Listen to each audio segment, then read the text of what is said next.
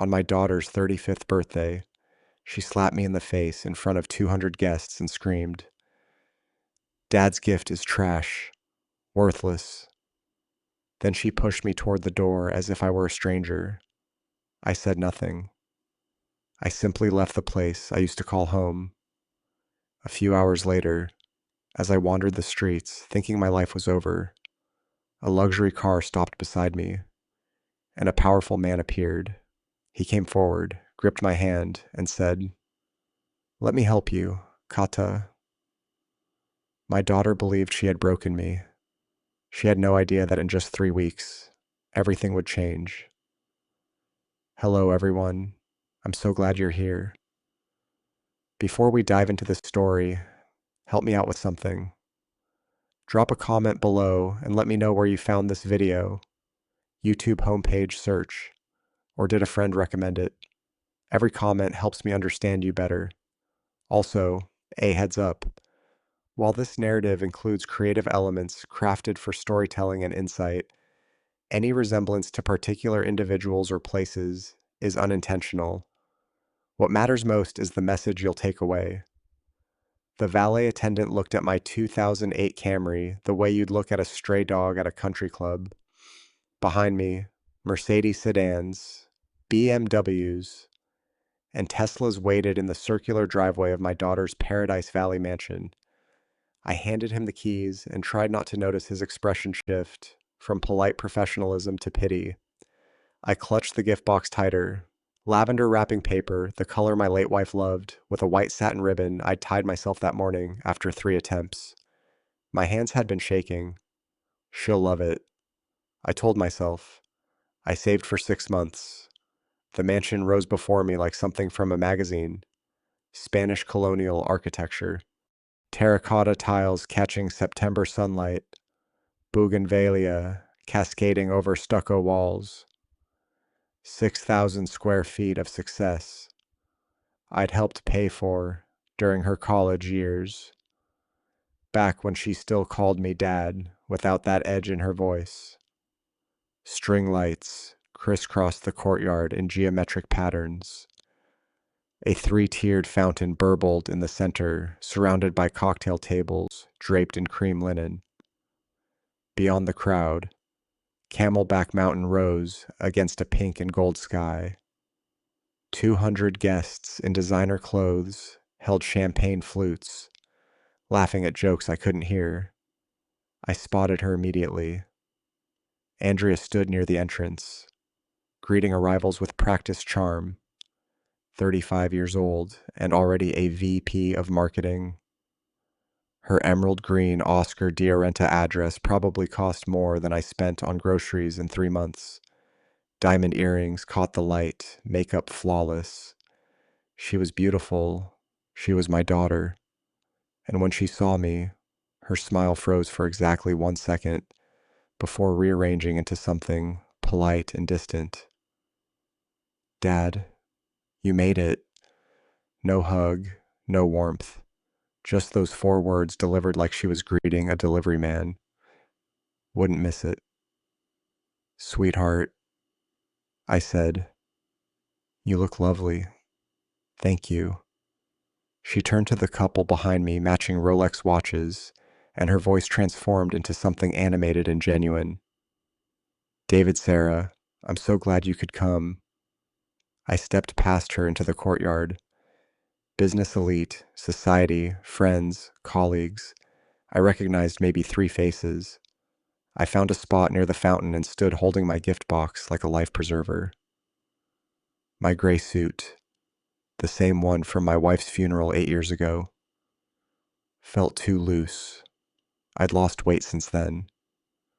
Lance knew Margaret Campbell, my neighbor of 20 years, the only person here I actually knew. "Margaret, hi." Relief washed through me. "How are you holding up?"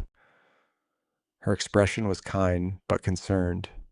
"I'm fine, just proud of Andrea." She squeezed my arm gently, then drifted away. An hour passed, then another. I watched Andrea work the crowd like a politician, confident, radiant, beloved. She laughed, hugged friends, posed for photos, clinked glasses, and I stood in the corner in my 20-year-old suit, wondering why I still felt like I was waiting for permission to be here. The music stopped around 9:30. Ladies and gentlemen, the birthday girl would like to say a few words. Andrea stepped into the spotlight. Thank you all so much for being here tonight. I'm so lucky to be surrounded by such incredible people. But first, let's see what surprises you brought me. A man handed her a large silver box. Inside was a Hermes Birkin bag in caramel leather. Oh my God. David, you shouldn't have. She hugged him. The crowd applauded. Phones rose to capture the moment. Next, Claudia gave her a spa retreat certificate, $3,500, then a champagne gift basket. More applause. More photos. Finally, Andrea's eyes found me. And last but not least, Dad, come on up. 200 pairs of eyes turned toward me. I walked forward, my shoes clicking on the tile. I handed her the lavender box. She unwrapped it slowly. Inside, nestled in velvet, was a Cartier Tank France's watch. Stainless steel with white dial, blue hands. Leather strap, the same watch her mother had pointed out 12 years ago, saying Andrea would love it someday. I'd saved for 6 months. Andrea stared at the watch for 3 seconds. Then she looked up at me, her expression. Ice, a used watch. Dad. The courtyard went silent. Ma, this is what 6 months of your pension bought. This is worthless antique junk. I can't even wear this with my wardrobe. Gasps scattered through the crowd. Andrea, it's the one your mother said you liked. My voice shook. Cartier Tank. Just like I said I wanted a Santos, not a tank. You never listen. And this is used. Did you buy this from a pawn shop? No. Iria. It's brand new. The certificate is 6 months and this is all you managed. Her hand swung before I registered the movement. The slap cracked across the courtyard like a gunshot. My head snapped left. Pain exploded across my cheek. I stumbled backwards. 64 years old and unsteady. My hand shot out to catch the cocktail table. The champagne glass shattered. Sharp pain tore through my palm. A glass fragment embedded near my thumb. I hit the tile floor hard. The gift box lay beside me. The watch spilled onto the ground. 200 people froze. No one moved. No one spoke. The only sound was the fountain still burbling. Then Margaret Campbell pushed through the crowd. Andrea, what is wrong with you? Andrea didn't flinch. Stay out of family business. Margaret knelt beside me, pressing a linen napkin against my injured hand. The fabric darkened immediately. Lance, no, she said quietly. Lance, look at me. Behind me, Andrea's voice rang out bright and false. Let's continue the party. Everyone. Sorry for the drama. The band started playing again. Conversations resumed. Someone laughed. Margaret kept pressure on my hand. She leaned closer, her voice barely a whisper. Lance, this isn't the first time, is it? I didn't answer, but when I finally met her eyes, I knew she saw everything I'd spent 18 months trying to hide. In 64 years, I'd been struck twice before, once in a bar fight when I was 23, once in a car accident at 40. Airbag broke my nose. But I had never been struck by someone I'd raised, someone I'd loved more than my own safety. That kind of hurt doesn't live in your body. It lives somewhere deeper. The Cartier box still sat on the gift table where Andrea had left it lid open. She hadn't even bothered to close it. I would learn later that the slap had nothing to do with the watch.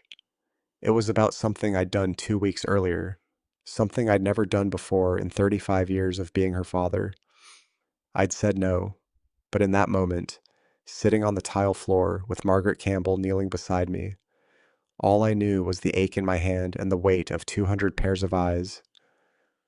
Most of them looked away. Margaret helped me to my feet. My legs felt unsteady, like I'd aged another decade in 10 minutes. The napkin she'd wrapped around my injured hand was soaked through.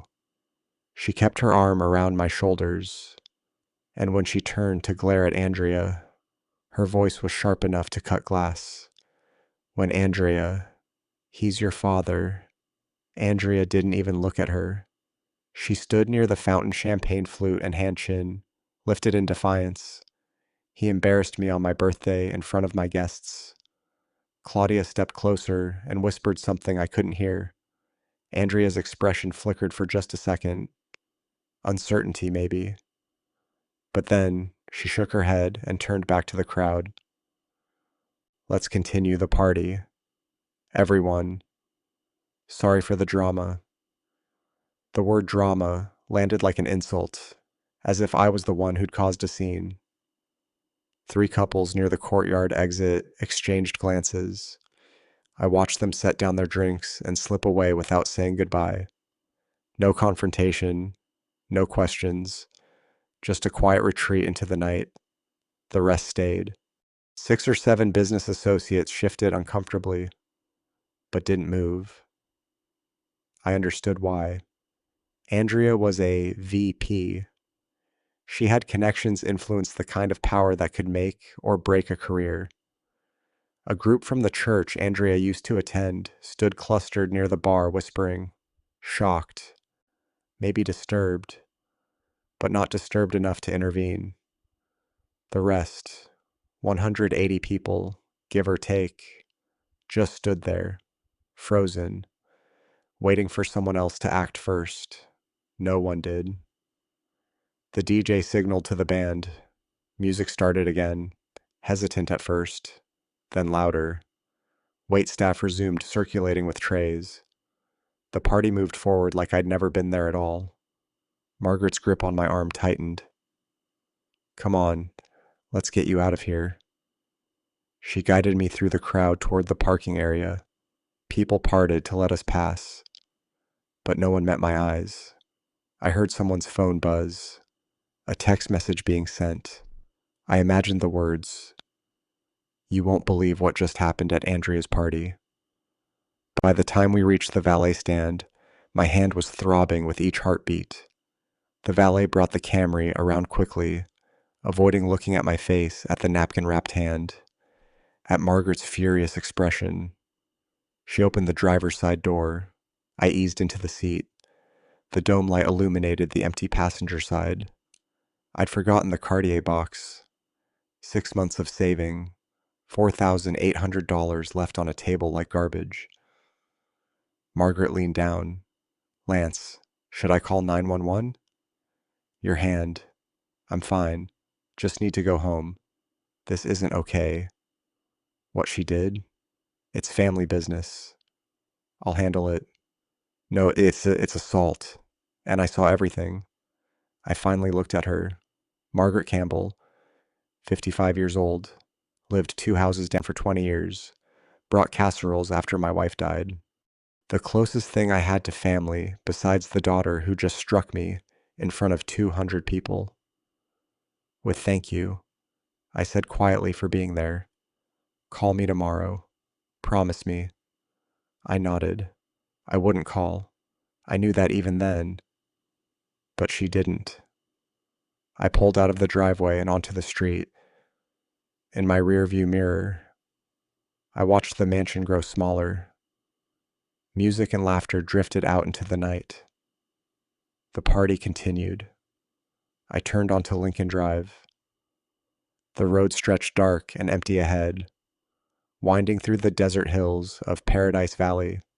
Sparse streetlights cast long shadows.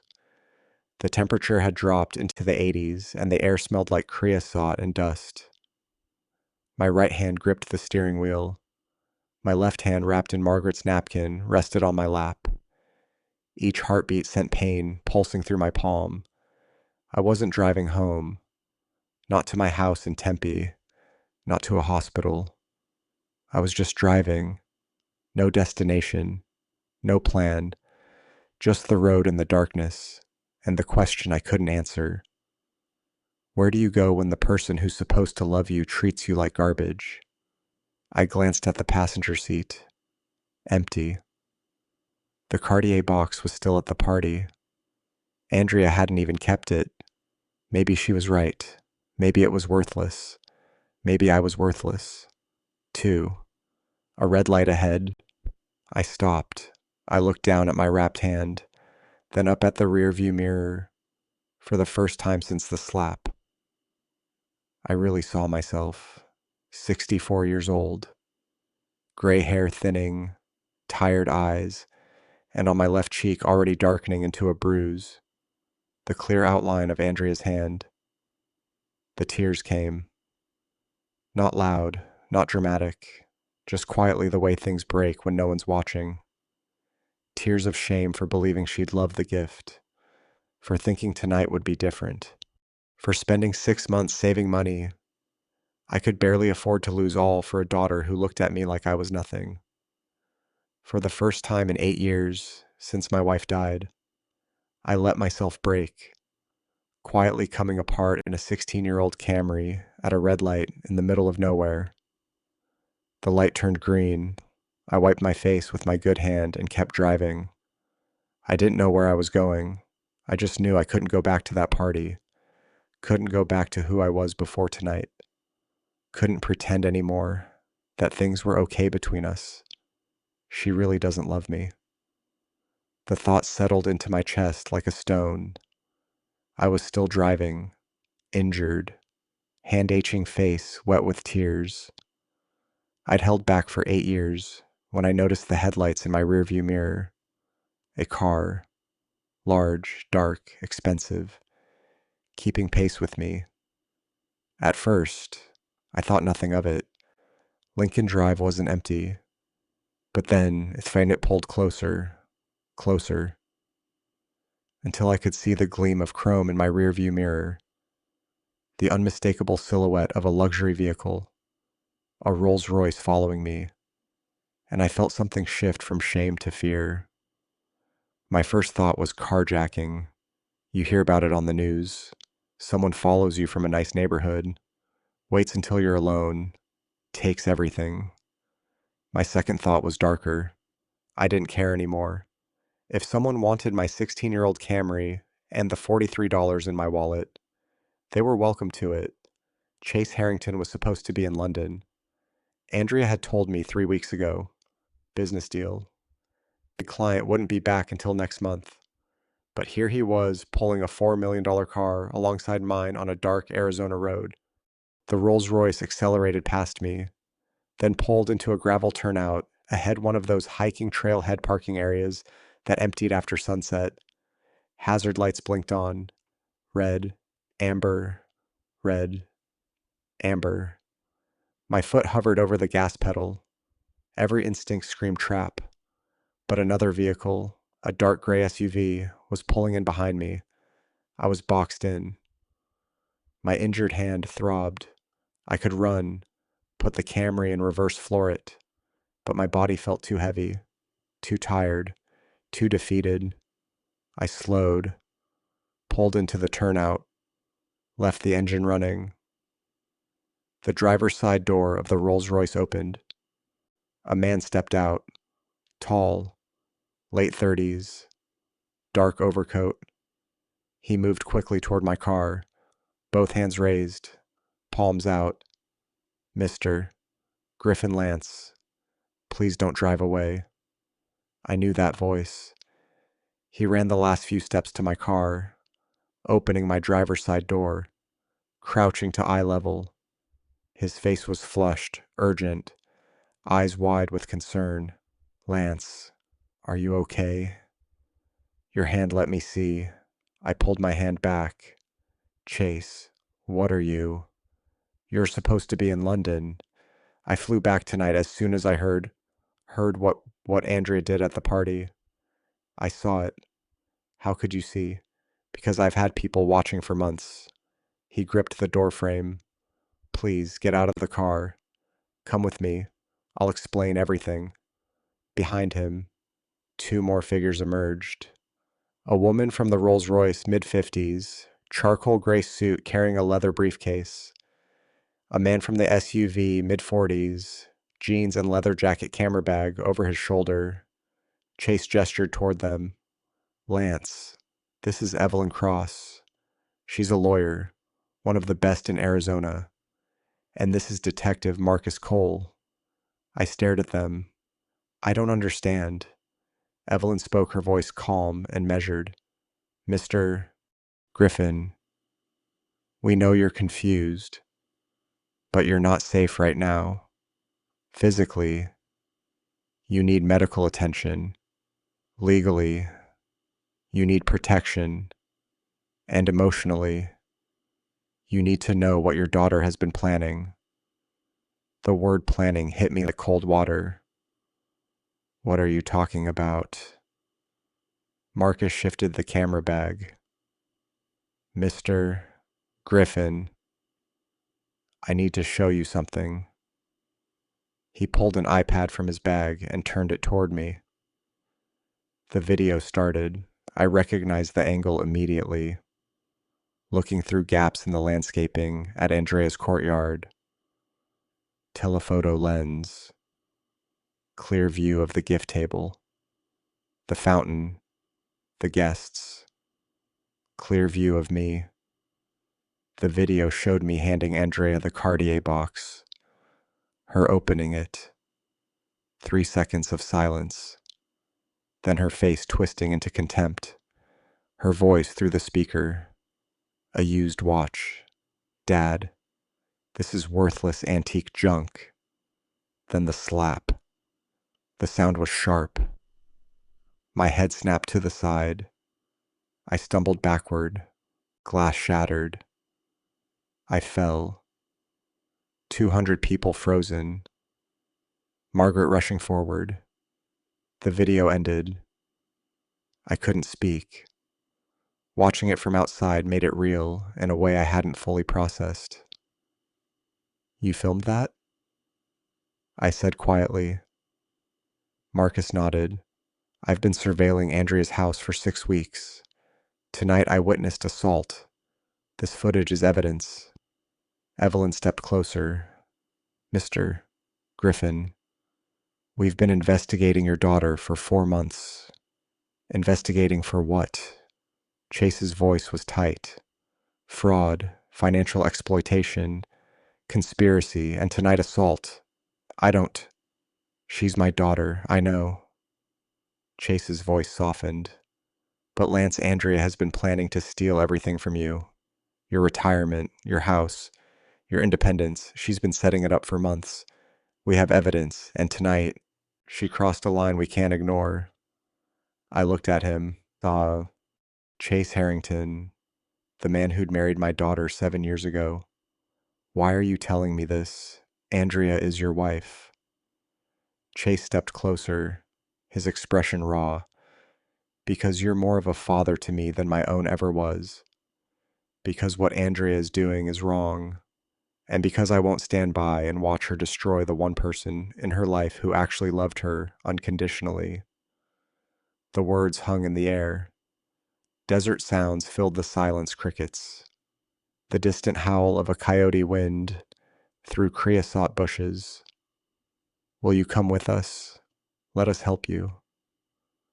I looked around at my Camry, at my injured hand, at Chase's face showing no trace of deception, at Evelyn and Marcus standing respectfully back.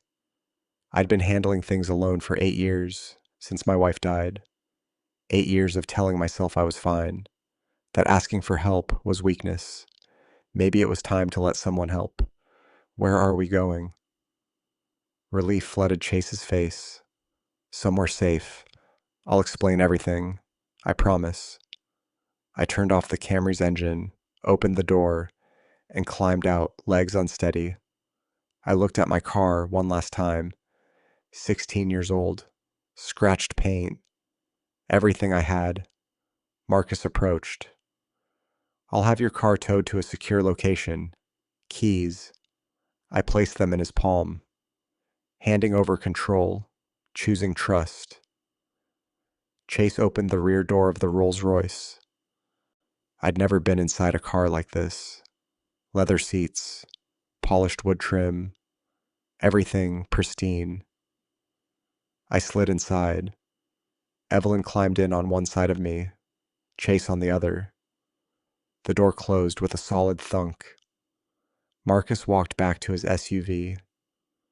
Both vehicles pulled onto Lincoln Drive, heading north into the darkness for the first time since my wife died.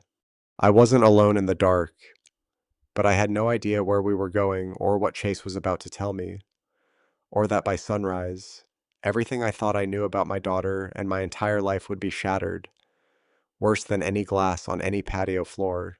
I'd never stayed anywhere with a star rating in my life. When my wife and I honeymooned 40 years ago, we'd splurged on a Motel 6 in Sedona, $39 a night, free coffee in the lobby, a view of the parking lot. Our anniversary trips were camping in Flagstaff, with a two-person tent and a Coleman stove. The idea of a five-star resort was something I'd seen in magazines, but never imagined experiencing until Chase Harrington pulled up to the Four Seasons Scottsdale at True North and said, "This is home, for as long as you need it." Chase had booked the casita 3 days earlier before the party, before the slap, before any of this. He'd known. Somehow he'd known I'd need a place to disappear. And I realized he'd been planning my rescue the same way Andrea Bipart had been planning my exploitation. The difference was, one of them was doing it out of love. The Rolls-Royce pulled into a private entrance, bypassing the main lobby entirely.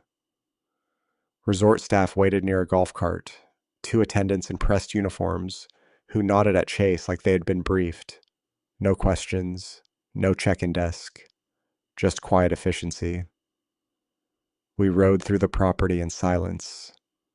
Desert landscaping lined the paths, saguaros lit from below Palo Verde trees, casting shadows, the scent of night blooming jasmine heavy in the air. The resort sprawled across the base of Pinnacle Peak, low buildings designed to blend into the desert pools, glowing turquoise in the darkness. The casita sat at the far edge of the property, private and secluded. The attendants unlocked the door, handed Chase a key card, and disappeared. I stepped inside. The space opened before me like something from a different world. Open plan living room with leather furniture, Southwest art on the walls, a gourmet kitchen with granite counters I'd never use. Beyond the living area, 2 bedrooms, a king bed, in the master, a guest room with twins. The bathroom had a rain shower and a soaking tub big enough for 2 people. But what stopped me was the far wall. Floor-to-ceiling windows overlooking the valley. Through the glass, I could see an outdoor patio with a private pool, an outdoor shower, a stone fireplace, and beyond that, the lights of Scottsdale spreading across the valley floor like a blanket of stars, with the dark silhouette of Pinnacle Peak rising against the night sky. I walked to the window, pressed my bandaged hand against the glass. "I can see the stars," I said quietly. Chase stepped up beside me, hands in his pockets. "You haven't been able to see stars in a while, have you?" I shook my head. "No, I haven't." He didn't ask what I meant. He already knew. The last 8 years had been about surviving, not living. I hadn't looked at stars in a long time. A knock at the door broke the moment. Chase opened it. An older man stood in the hallway, silver hair, kind eyes, carrying a leather medical bag. "Lance, this is Dr. Alan Brooks. Chase said he's going to look at your hand." I blinked. "You arranged a doctor at midnight." "I arranged everything." "Doctor." Brooks extended his free hand. His grip was gentle. "Mr. Griffin, I'm sorry we're meeting under these circumstances. Let's see what we're dealing with." He gestured toward the dining table. I sat. He pulled out a chair beside me and carefully unwrapped the linen napkin Margaret had tied around my palm. The fabric stuck to the wound. I winced. Doctor. Brooks examined the cut, turning my hand gently. Glass laceration about an inch long. Not too deep, but it needs stitches. You're lucky another /4 in. And we'd be talking about nerve damage. Lucky? The word felt strange. He cleaned the wound with antiseptic that stung worse than the original cut. Then came the local anesthetic. A needle, a pinch, a spreading numbness. 5 stitches, small and precise. Dr. Brooks worked in silence, his movements economical and sure. When he finished, he wrapped my hand in clean white gauze. Then he leaned back, studying my face. You also have bruising on your left temple, he said. Did you hit your head when you fell? I touched my face with my good hand. There was a tender spot near my hairline. I think so. I don't really remember. I'm ordering a CT scan tomorrow morning. Precautionary. Head injuries in your age group. We don't take chances. I'm fine. Really. You're getting the scan. Dad. The word hung in the air. Dad. Chase said it so naturally, like he'd been saying it for years instead of for the first time. He stood near the kitchen counter, arms crossed, expression firm but gentle. Neither of us acknowledged what he'd just said, but I felt it settle somewhere in my chest, warm and unexpected. Doctor. Brooks packed up his supplies. Keep the stitches dry for 48 hours. No showers, sponge bath only. I'll be back tomorrow after your CT scan. He pulled a small prescription bottle from his bag and set it on the table. Mild pain medication. Take one if you need it. Try to get some sleep. He shook my hand, the good one, and left. The door clicked shut. Silence filled the casita. I looked around. Evelyn sat on the leather couch, her briefcase opened beside her, a file folder 3 inches thick, resting on her lap.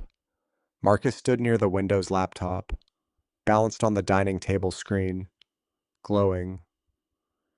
Chase pulled out the chair across from me and sat down, elbows on his knees, watching me with an expression I couldn't quite read.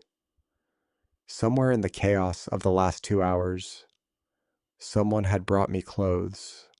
A hotel robe hung on the back of the bathroom door. My Camry was gone. My old life was gone. I sat in a 5-star resort in a borrowed robe with a bandaged hand, and a man who just called me dad for the first time, and I had no idea what came next. But I knew I couldn't run anymore. Couldn't pretend I didn't need to know. I looked at Chase, at Evelyn, at Marcus, at the file folder and the laptop screen, and the evidence they'd been carrying all night. Tell me everything, I said. My voice was quiet but steady, firm, maybe the first firm thing I'd said in months. Chase didn't move for a moment. He just looked at me with something that might have been pity or sorrow or both. Then he glanced at Evelyn and Marcus and nodded. Evelyn placed the 3-inch file on the coffee table between us with a soft thud. Marcus turned his laptop screen so I could see. Chase leaned forward, hands clasped, and his voice when he spoke was careful and deliberate. 4 months ago in May, I noticed something wrong. $25,000 missing from my joint account with Andrea. And that's where this started. Chase leaned back in his chair, eyes fixed on some point beyond the window. Then he began. 4 months ago, May early morning, I woke up to an alert on my phone. Bank notification.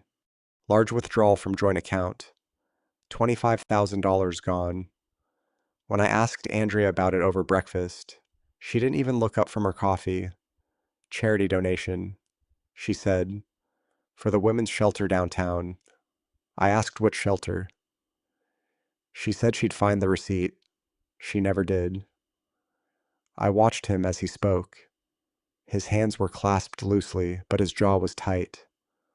This was a man who'd spent 4 months carrying secrets. I wanted to believe her, but I'm a businessman. Lance, I've built 3 companies from the ground up.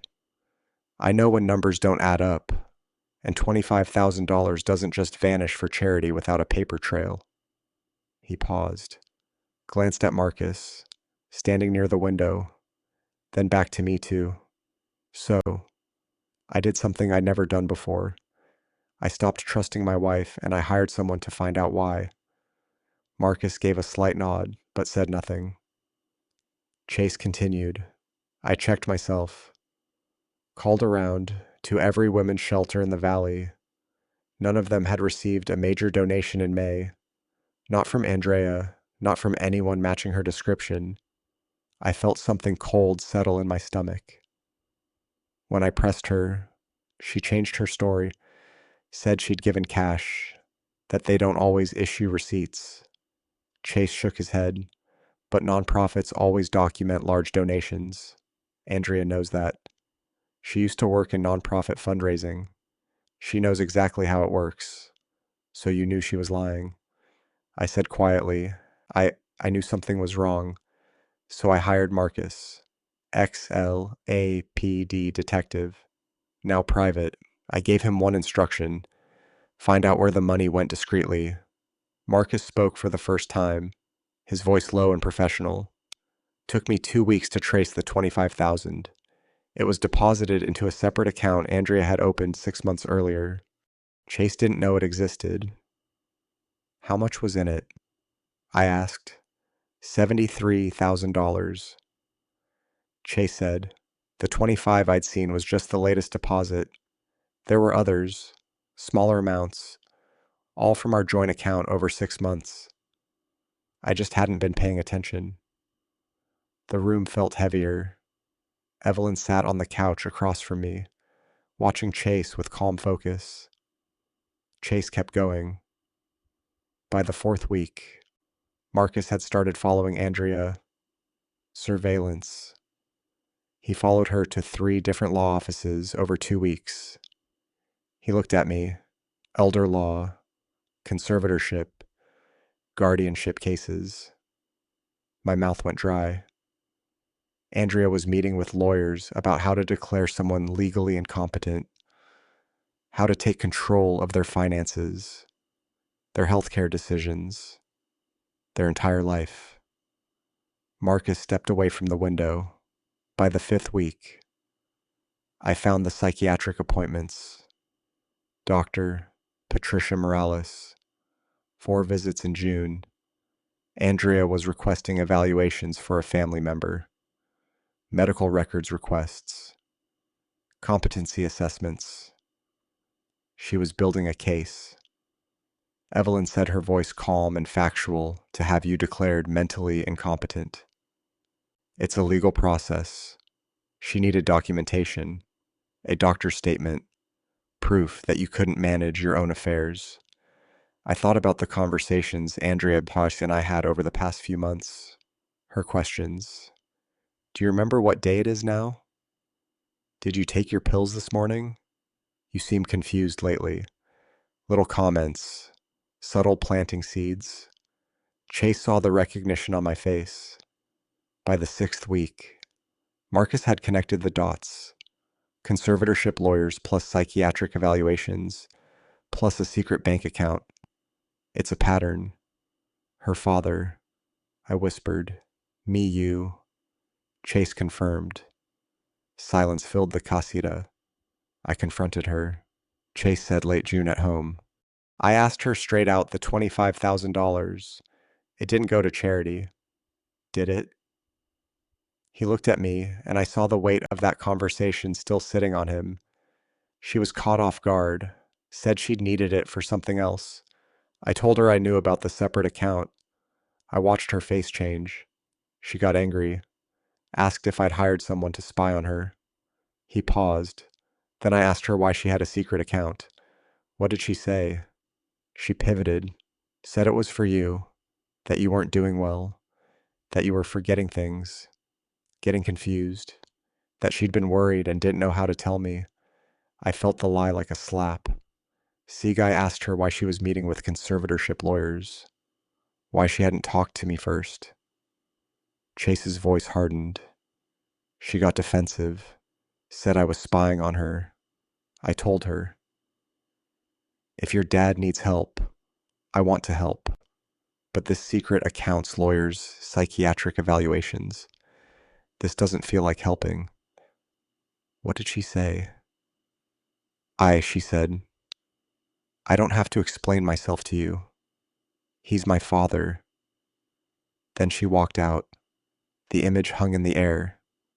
Andrea, my daughter, walking away from her husband because he dared to question her. Chase sat forward. After that conversation, I realized that wasn't the woman I married. So I called Marcus, told him to keep investigating. Over the next 2 months, July and August, the investigation deepened. Chase brought in Evelyn, a lawyer specializing in elder abuse. They obtained legal warrants for email surveillance, hired a forensic accountant, ran a background check on Dr. Morales, and found complaints and malpractice settlements. And Marcus started watching me.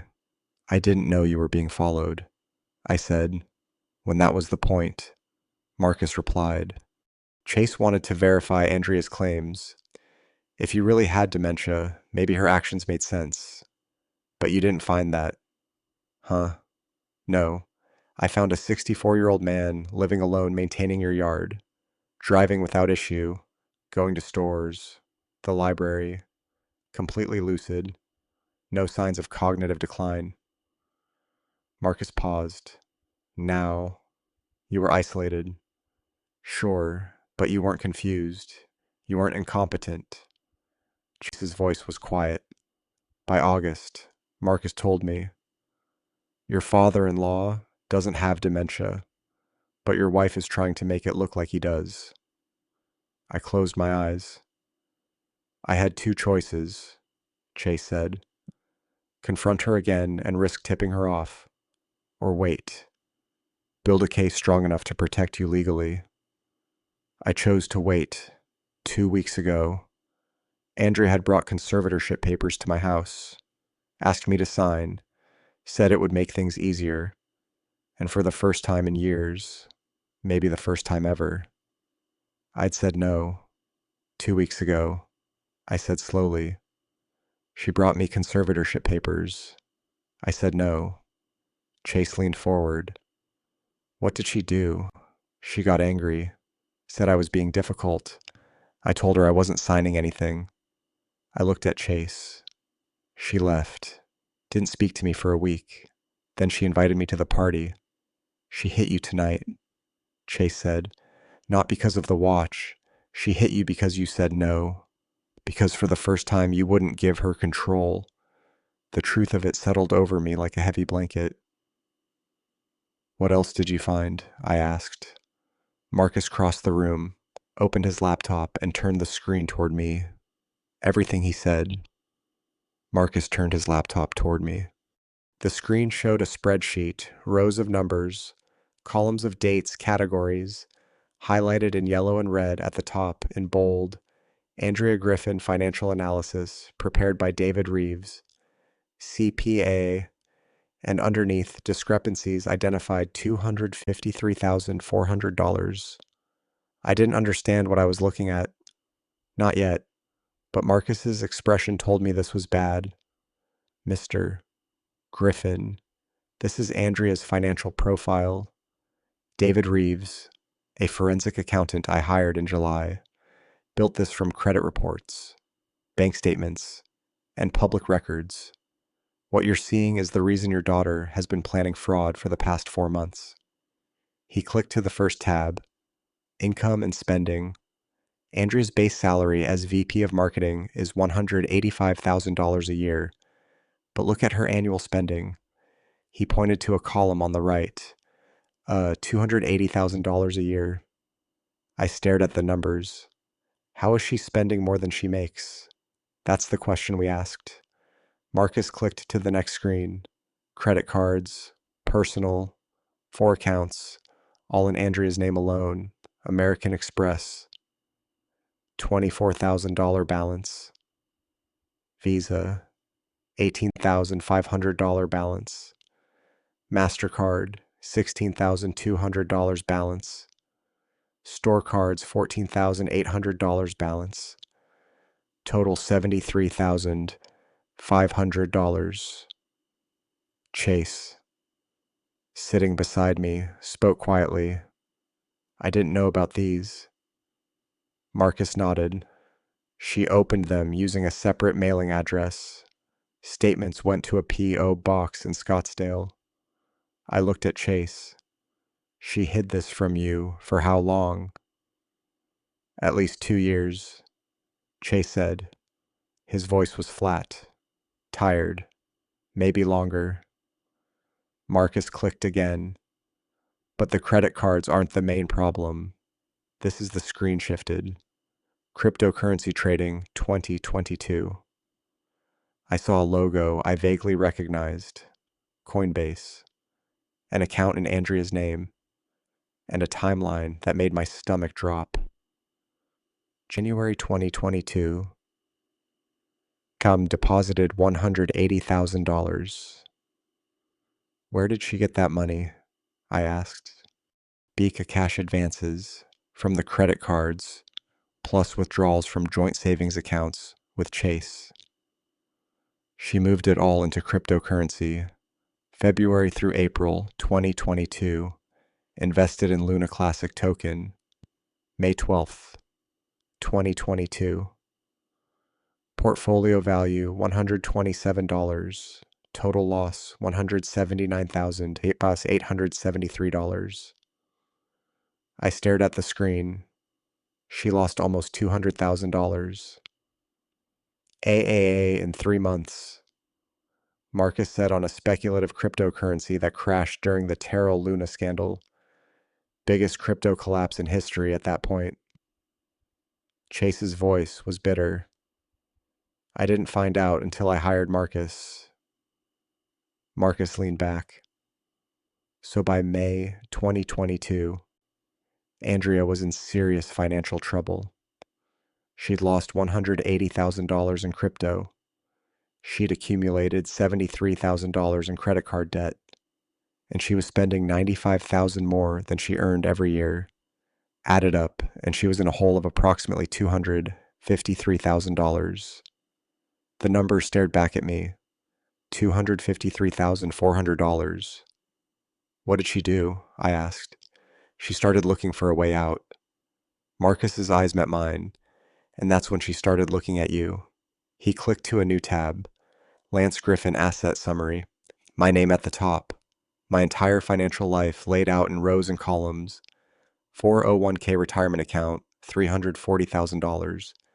Primary residence Tempaz paid off $280,000. Monthly pension, $2,800. Monthly Social Security, $1,900. Total assets, $620,000. Total monthly income, $4,700. I felt my throat tighten. You know how much I have? Marcus's expression didn't change. Public records for the house. Pension and Social Security are standard for your career. Retirement account is an estimate. I'm a detective. Mr. Griffin. This is what I do. He paused. And Andrea had access to some of this information. She knew you had savings. She knew you owned your house outright to someone drowning in debt. You looked like a life raft. Evelyn spoke, her voice calm and precise. Andrea's plan was straightforward. Obtain conservatorship over you. Once she has legal authority, she can sell your house, $280,000. Withdraw from your 401k, $340,000. Control your pension and Social Security, $4,700 a month. She could access over $620,000 almost immediately. That would erase her debts, cover the crypto losses, and fund her lifestyle for years. I looked at the numbers. $620,000. My entire life. 40 years of work. Reduced to a target. But if she needed money, I said slowly, I would have given it to her.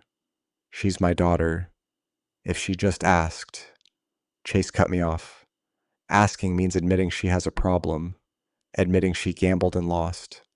Andrea doesn't ask for help. Lance, she takes what she needs and justifies it later. Marcus clicked to another document.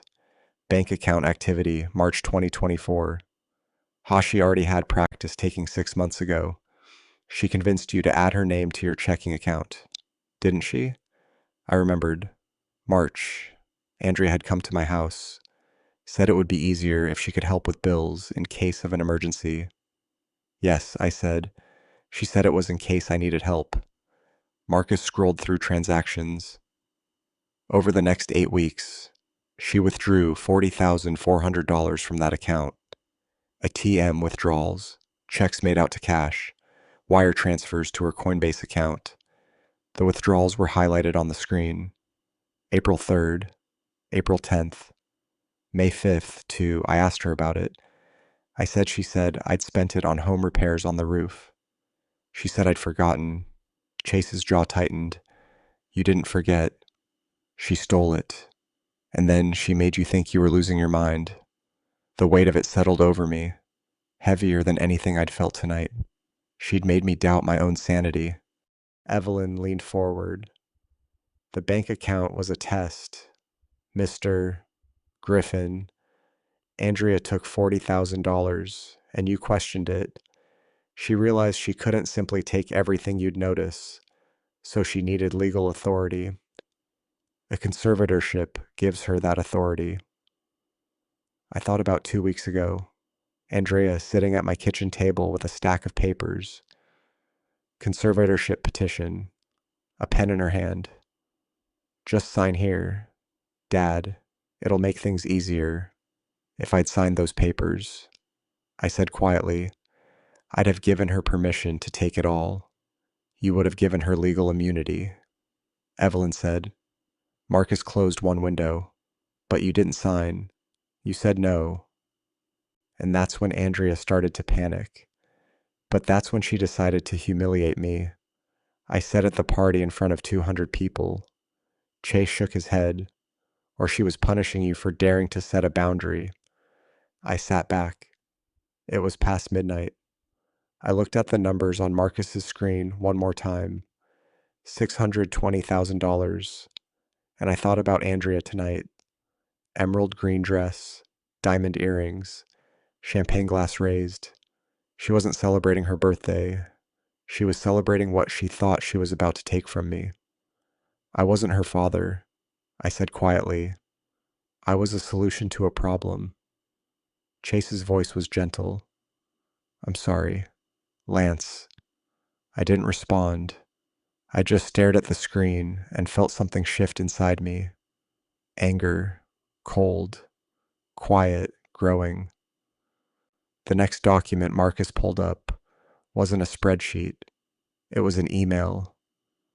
The subject line read, Dad's evaluation. Sender Andrea Griffin. Recipient Dr. Patricia Morales. Date June 15th, 2024.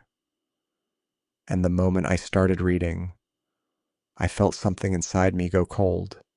Not angry cold, but the kind of cold you feel when you realize someone you love has been planning your destruction with the same care most people plan a vacation.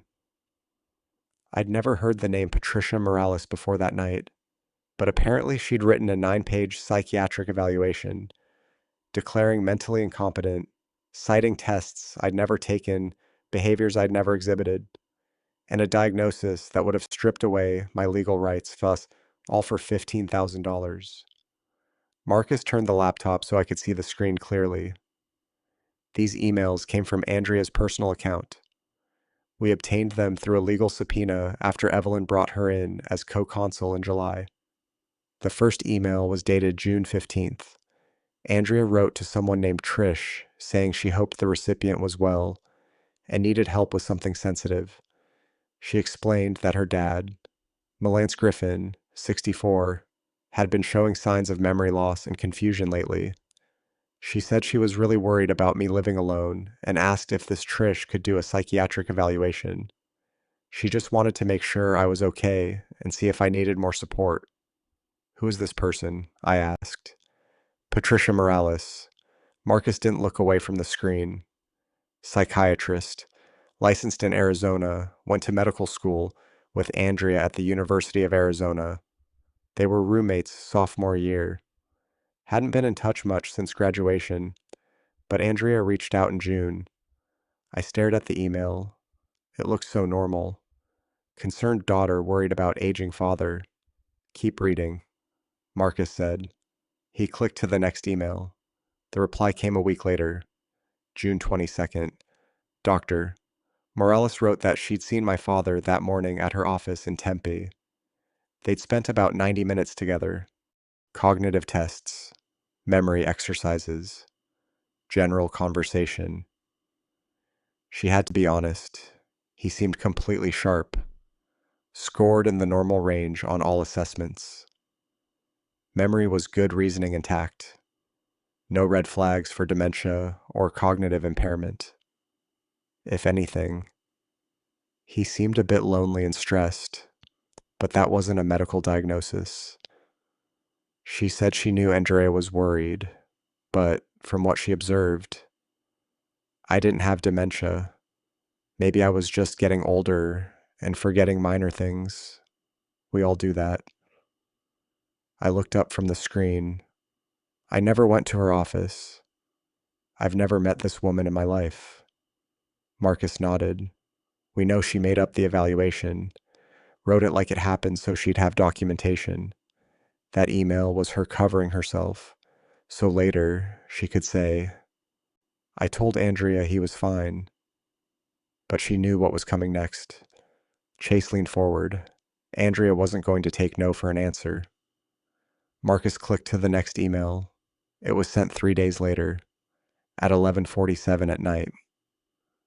Andrea's tone had changed completely. She wrote that she needed this diagnosis. Doctor, Morales didn't understand. This wasn't just about worry. She needed documentation that I had diminished capacity. She needed it in writing. Then Andrea brought up something from their past. She reminded Patricia about sophomore year, a pharmacology final, when Patricia had cheated off another student's paper and Andrea had covered for her when a professor questioned the identical answers. Andrea had kept that secret. Then Patricia owed her now.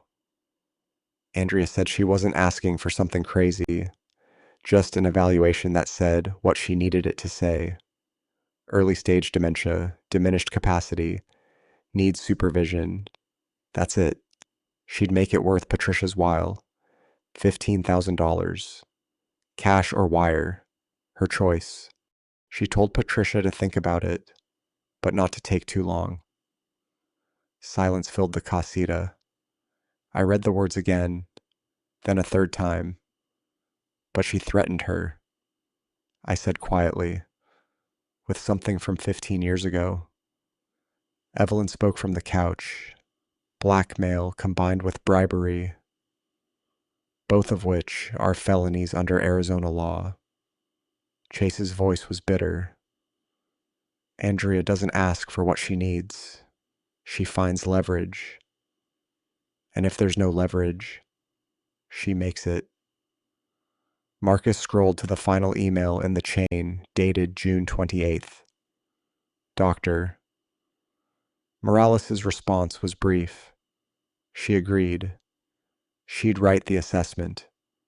But if this ever came back on her, if anyone questioned this, they never had this conversation. Understood. She told Andrea to send the money to her personal account, and once it cleared, she'd have the report ready in a week. This was the last time she'd do anything like this for Andrea. Marcus leaned back. She agreed for money, because Andrea had leverage, and because Dr. Morales was desperate. He pulled up a bank statement. Transfer details showed $15,000 moving from Andrea Griffin's personal checking account to Patricia Morales' personal checking account on July 2nd. The memo line read, "Consulting services," and withdrew this from the secret account. Marcus said she paid Dr. Morales $15,000 to commit fraud. I felt sick. Marcus clicked to the next document. Official letterhead. Dr. Patricia Morales, MD. Arizona medical license number printed at the bottom, 9 pages long. The psychiatric evaluation was dated June 22nd. It listed me as the patient. Marcus scrolled through it slowly, reading excerpts aloud. The report claimed I presented with signs of early-stage cognitive decline, likely Alzheimer's type. It said memory impairment was evident during testing, that I was unable to recall 3 words after a 5-minute delay. It claimed I exhibited confusion regarding recent events and demonstrated poor judgment in financial matters. The conclusion stated my decision-making capacity was significantly diminished. The recommendation legal conservatorship warranted to protect patient from self-harm and financial exploitation. I stood. I couldn't sit anymore. I walked to the window and looked out at the dark desert. I never took those tests. I said, my voice came out shaking. None of that happened. We know, Marcus said. I turned around. She didn't just try to steal my money. She tried to steal my mind. 12 years ago. My brother Hank and I stood in a lawyer's office reading our parents' will and said things brothers should never say to each other. Words about fairness and favoritism and money and love all tangled together until neither of us could remember what we were really fighting about. We stopped speaking that day, stopped calling on birthdays, stopped sending Christmas cards, stopped existing in each other's lives. And 3 months ago, Andrea reached into that 12-year silence and weaponized it against me. The thing about estrangement is that it creates a vacuum, and Andrea understood vacuums. She understood that when you haven't talked to someone in over a decade, you don't have a baseline for understanding anymore. You only know what someone tells you, and Andrea told Hank exactly what she needed him to believe. Marcus pulled up a new screen on his laptop. Text messages this time, 3 months ago. Your daughter contacted your brother. I hadn't heard Hank's name in years. Now here he was, pulled into Andrea's conspiracy like everyone else. Our parents died 12 years ago, I said quietly, 6 months apart. The will left me 60% of the estate, about $180,000. Hank got 40%, $120,000. He was furious. Said I'd manipulated them and had you Chase asked. I'd helped them during their final years, paid medical bills, helped with the mortgage, took unpaid leave to care for them. I didn't do it for money. I did it because they needed help. But Hank saw it differently. Marcus said, see, Hank saw favoritism. We fought in that lawyer's office, said terrible things, and when we walked out, we never spoke again. 12 years of silence. Marcus turned the laptop toward me until Andrea broke that silence. The screen showed a text thread. Andrea had reached out to Hank in late July, saying she was worried about me. She told him I'd been having memory problems forgetting appointments, getting confused about dates. She claimed that last week I'd left the stove on and almost started a fire. She'd walked in and the kitchen was full of smoke. I didn't even realize. I felt my stomach drop. None of that happened. There was no fire, no smoke. Marcus nodded. We checked. No fire department calls to your address. No smoke damage. Your stove is electric. Much harder to accidentally cause a fire. She made it up. The messages continued. Andrea told Hank she'd taken me to a psychiatrist who diagnosed early stage dementia, probably Alzheimer's. She said I was refusing help, being stubborn. She asked if Hank could talk to me, maybe coming from my brother. I'd listen. She said she was scared for me. He believed her. I said he had no reason not to. Chase said gently, he hadn't talked to you in 12 years. All he knew was what Andrea told him. 5 days later, Hank called me. I remember that call, July 25th around 7 at night. Hank's voice on the other end. It's Hank. Andrea told me you're having memory problems. Dementia. She said you almost burned your house down. I told him I was fine. I didn't have dementia. I hadn't seen a psychiatrist. He'd been frustrated, impatient. Said Andrea told him I was refusing help, that I was in denial. I'd gotten angry.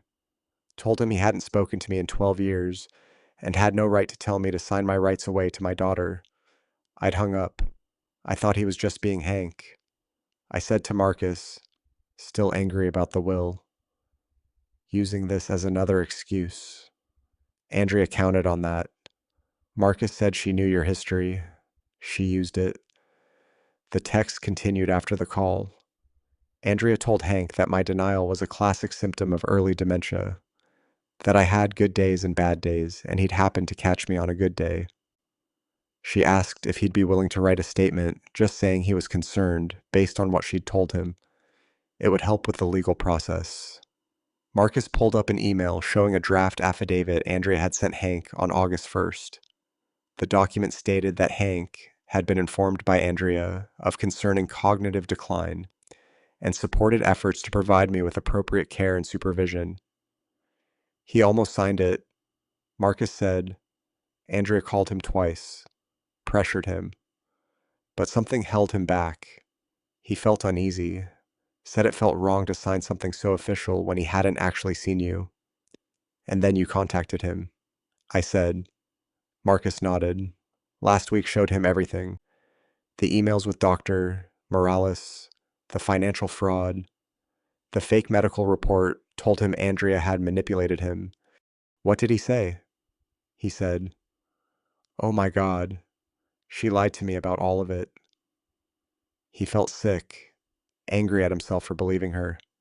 He asked me to apologize to you on his behalf, and he asked if you'd be willing to talk to him after this is over. I stood and walked to the window. My eyes were burning. For 12 years, I said quietly, I thought Hank didn't want to talk to me because of the inheritance. But now, what if Andrea made sure we stayed apart? What if she knew that as long as we weren't talking, I had no family support, no one to check in, no one to notice if something was wrong? Chase's voice was gentle behind me. Isolation is a classic abuse tactic. My own daughter isolated me from my own brother. I turned around. Will Hank really testify? Marcus didn't hesitate. He signed an affidavit yesterday, states that Andrea contacted him under false pretenses, lied about your health, attempted to manipulate him into supporting a fraudulent conservatorship. He's willing to testify in court. I sat back down. My voice cracked slightly when I spoke. Tell him yes. Tell him I'll talk to him when this is over. Marcus nodded. Then he closed the text thread and looked at me with something like sympathy. Mr. Griffin, there's one more thing you need to know. Something Andrea did 6 months ago. Something she spent months making you believe was your fault. He pulled up new screens, bank statements, withdrawal records, dates in March, and I felt the room tilt because I knew what he was about to show me. March, 6 months before the birthday party, 6 months before the slap. Andrea came to my house on a Sunday afternoon with 2 bags of groceries from Whole Foods and a box of Sprinkles cupcakes, the red velvet kind my wife used to make from scratch. She smiled when I opened the door, kissed my cheek, said, I miss spending time with you, Dad. And I believed her because I wanted to believe her because she was all I had left. For 6 months after that Sunday, I lived in a fog of terror that had no name. I started keeping a blue spiral notebook by my bed, writing down everything I did, every conversation, every phone call, every dollar I spent. I checked it obsessively 3 times a day, 4 times a day, convinced I was losing my mind, convinced that the creeping darkness my wife had feared in her final months was finally coming for me, too. But I wasn't losing my mind. I was being erased methodically, deliberately by my own daughter. Marcus closed the text thread on his laptop and opened a new file. The screen filled with rows of transactions, dates, amounts, descriptions, all highlighted in yellow.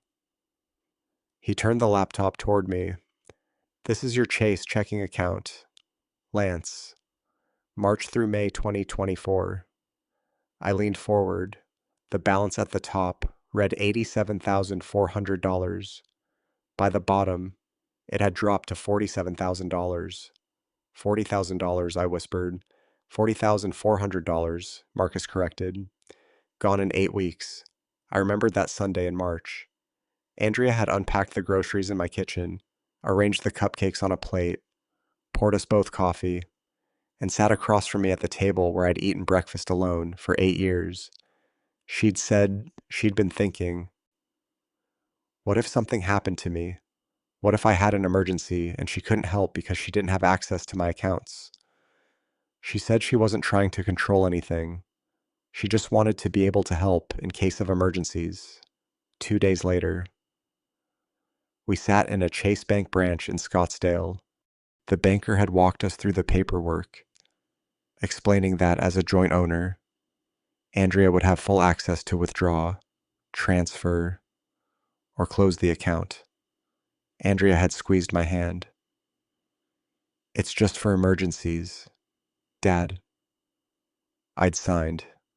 The first withdrawal happened a week later, $4,800 from an ATM in Scottsdale, then $6,200 on a check, then $5,500 wired to Coinbase. By the 5th week, I'd started checking my balance compulsively, watching it drop. That's when I called her. I told her I thought something was wrong with my account. There was money missing. A lot of money. $40,000. She'd sounded confused at first. Then her voice had changed. Still sweet, but with an edge of concern. She'd said, "We talked about this. Remember the roof repair and the plumbing issue?" I'd asked what roof repair.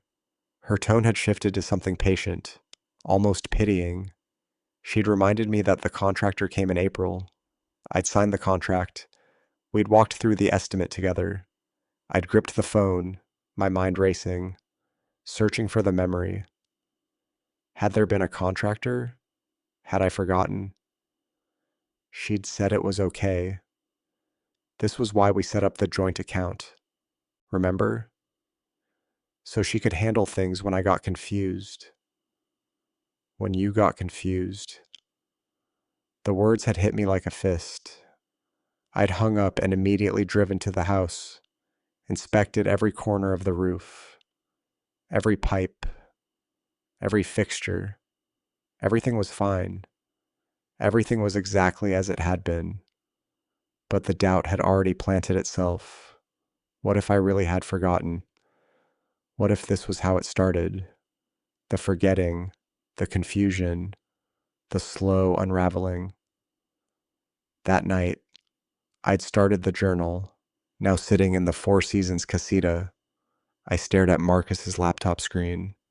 8 weeks, 8 withdrawals, $40,400.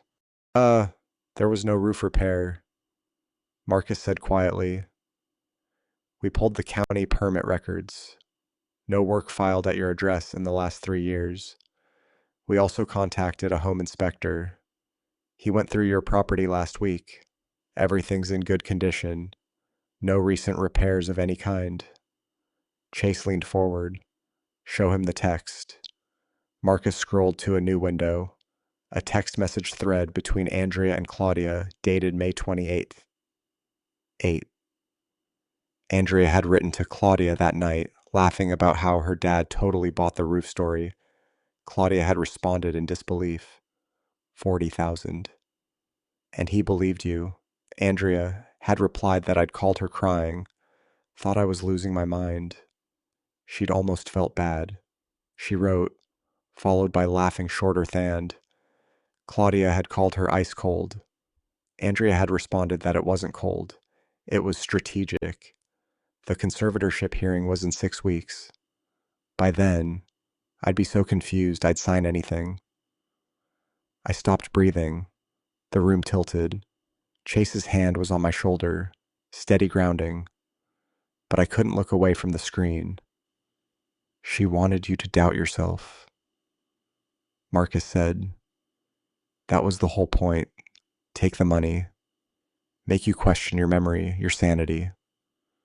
By the time the conservatorship petition came, you'd be too destabilized to fight back. I thought of the journal, the blue spiral notebook, page after page of desperate documentation proof that I wasn't crazy, that the world was still real, that I could still trust my own mind. I wrote everything down. I said, my voice barely a whisper. For 4 months, every transaction, every conversation, I thought I was going insane. You weren't, Marcus said firmly. You were right about all of it. Something cracked open inside me. Not relief, not vindication, something deeper. A grief for the 4 months I'd spent questioning my own reality. Chase's hand tightened on my shoulder.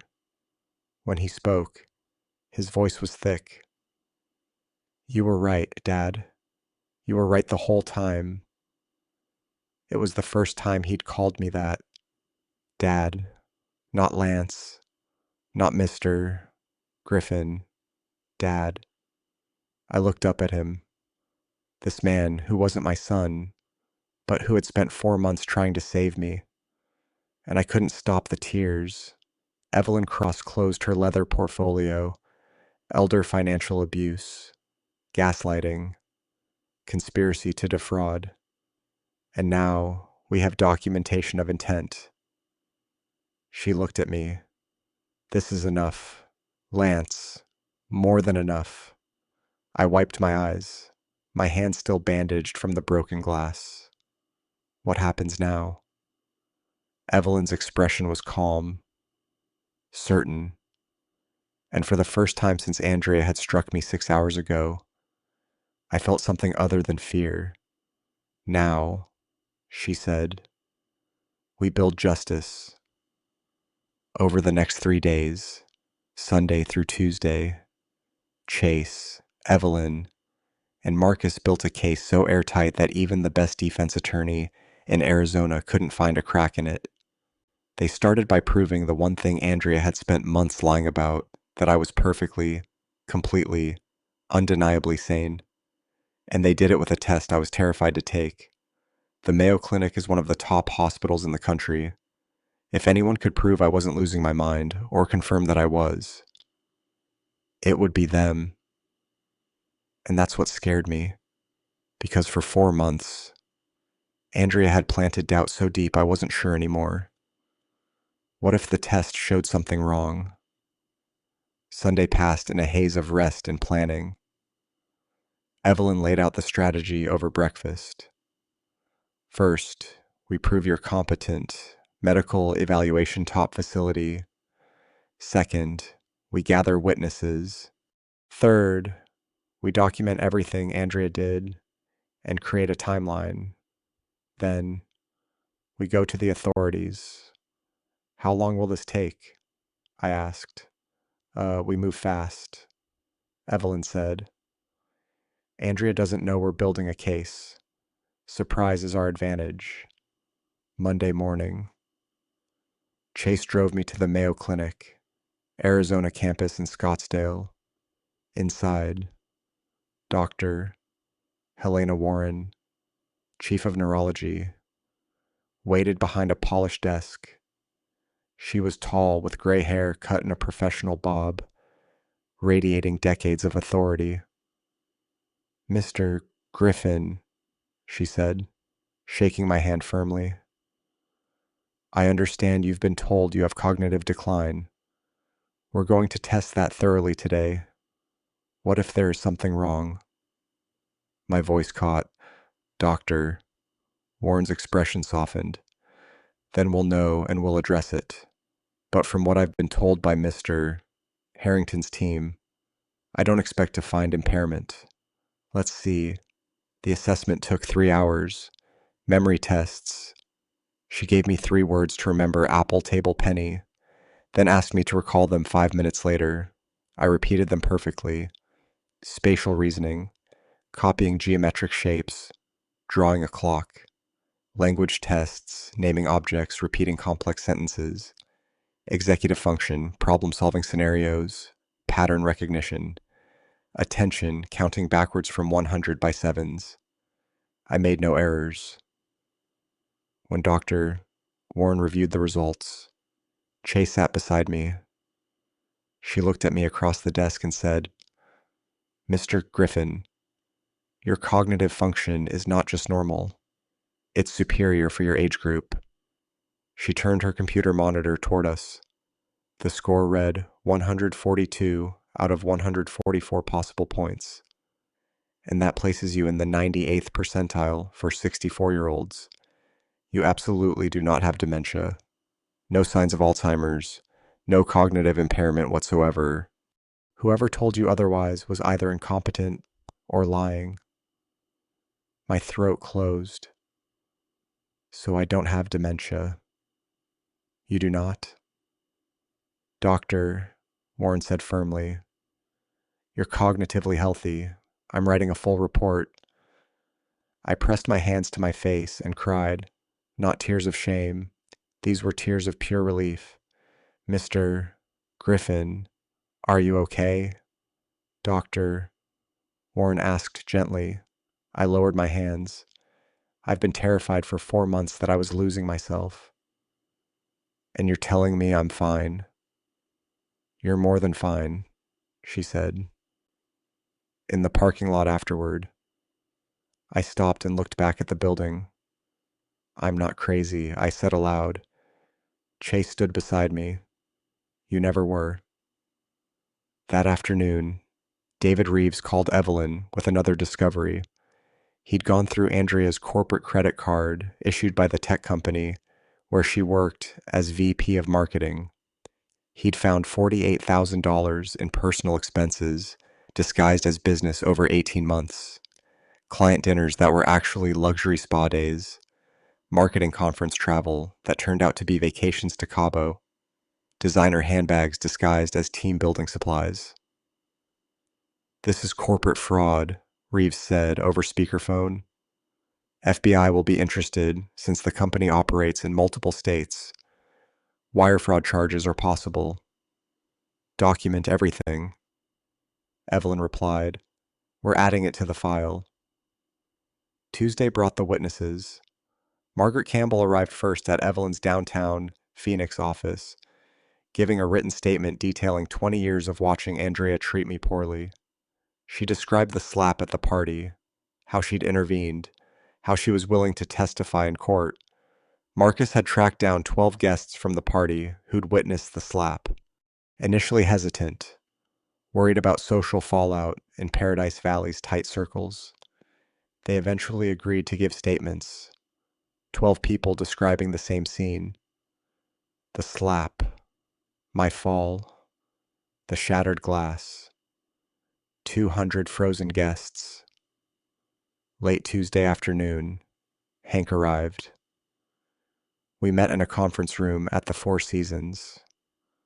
When my brother walked in, older now, graying, his eyes red, we stood on opposite sides of a table for a long moment. Lance, I'm sorry, he said.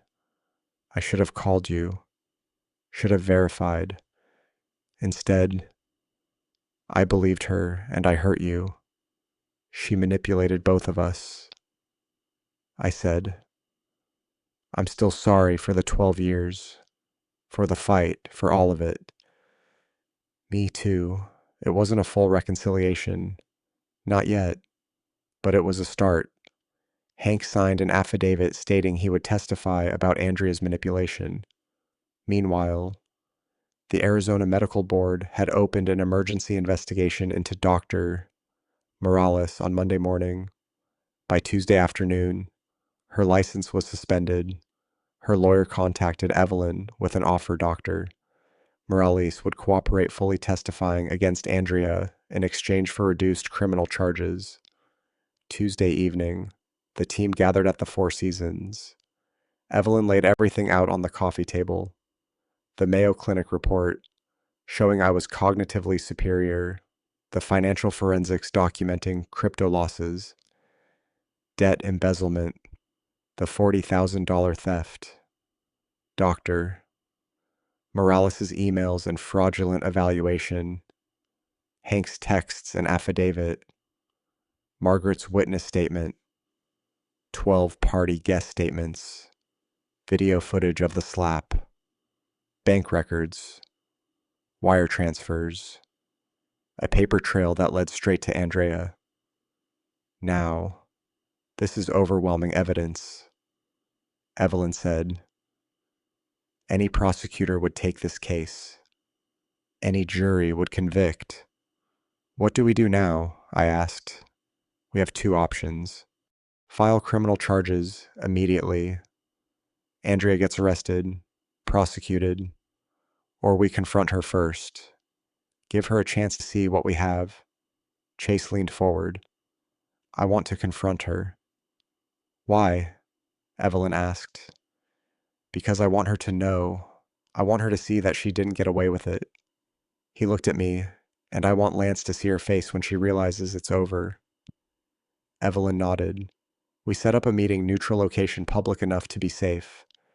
I'll be nearby with Marcus. We confront Andrea with evidence, record her reaction. If she admits anything, we have a confession. If she denies, we go straight to police. When Chase asked, tomorrow, Wednesday, I'll call her. Say it's about marriage counseling. She'll come. I looked at Chase, then Evelyn. I want to be there, not at the table, but close enough to see.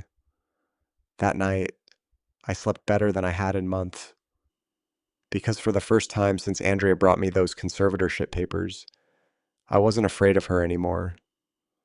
Wednesday afternoon at 2:15, Chase called Andrea. I was sitting on the Four Seasons patio when I heard his voice through the open door, calm and steady, delivering 9 words that sounded like an invitation, but were really a summons. Let's have dinner tonight. Just us. We need to talk. And I watched him through the glass as he listened to her response, his face unreadable, and wondered if she had any idea what was waiting for her at Monstrose Ocean Club.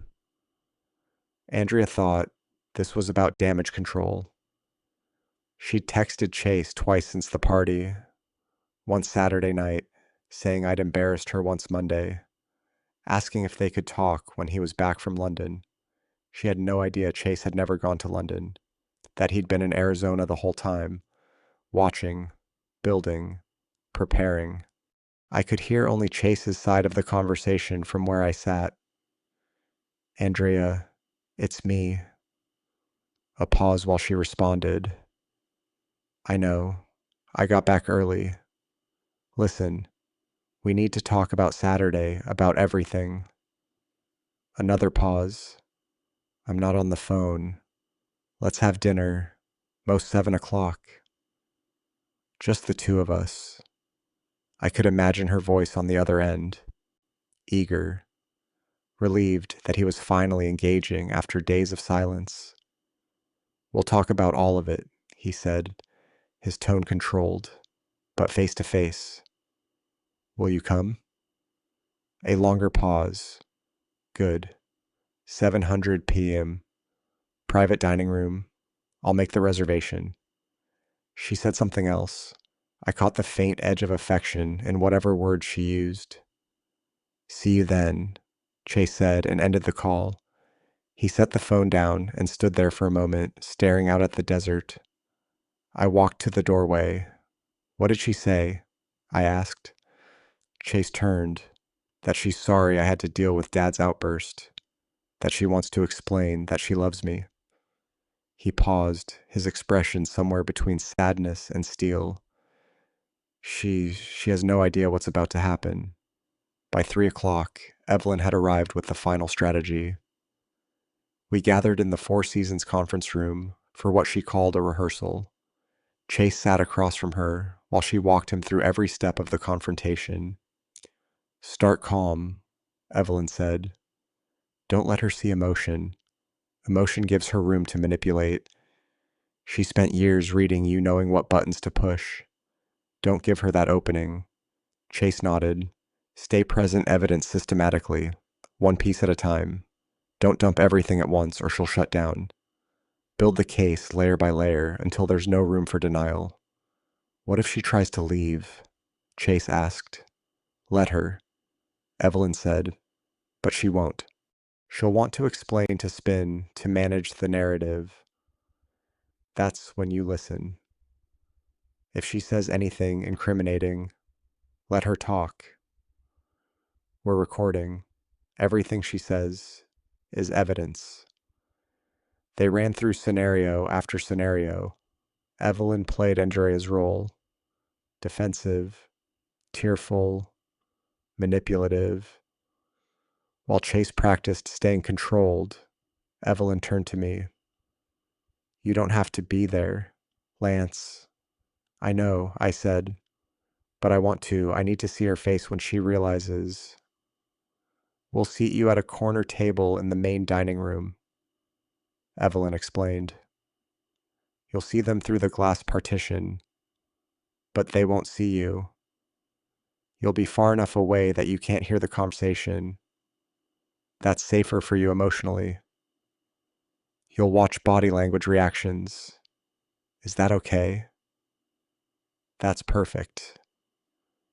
When I said at 6:30, Marcus and a tech specialist arrived at Maestro's Ocean Club ahead of us. The restaurant was an upscale steakhouse in North Scottsdale. Marcus planted tiny cameras in the private room Chase had reserved, legal under Arizona's one-party consent law, since Chase was a participant in the conversation. Audio recording devices served as backup. Evelyn and Marcus would monitor everything from an SUV in the parking lot. At 6:45, the restaurant manager seated me at a corner booth in the main dining room. My table had a clear sight line through a glass partition to the entrance of the private room where Chase and Andrea would sit. I ordered coffee. I knew I wouldn't drink. My stomach was in knots. I wore a baseball cap and kept my head down, just another diner among the Wednesday evening crowd. Chase arrived at 6:50. I watched him walk past my table without a glance, heading to the private room. He sat down at the table with his back to the main dining room. He placed a leather portfolio in front of him. Inside, I knew, was an iPad loaded with evidence: divorce papers in one envelope, a police report in another. Andrea arrived at 7:02. I saw her walk through the main dining room before the hostess led her away.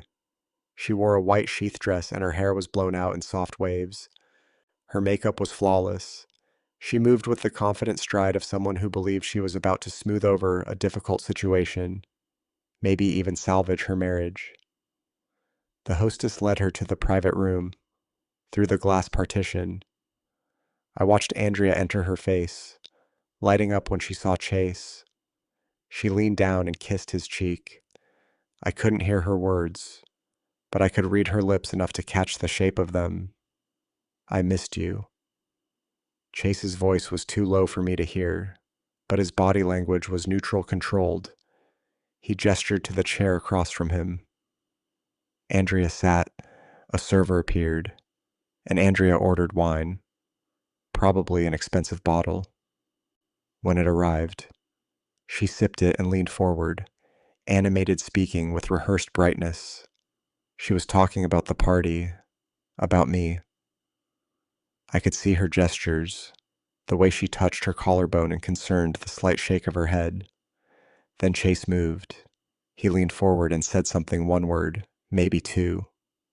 Andrea stopped mid-sentence, her smile fading slightly. Chase reached down and pulled the iPad from his portfolio.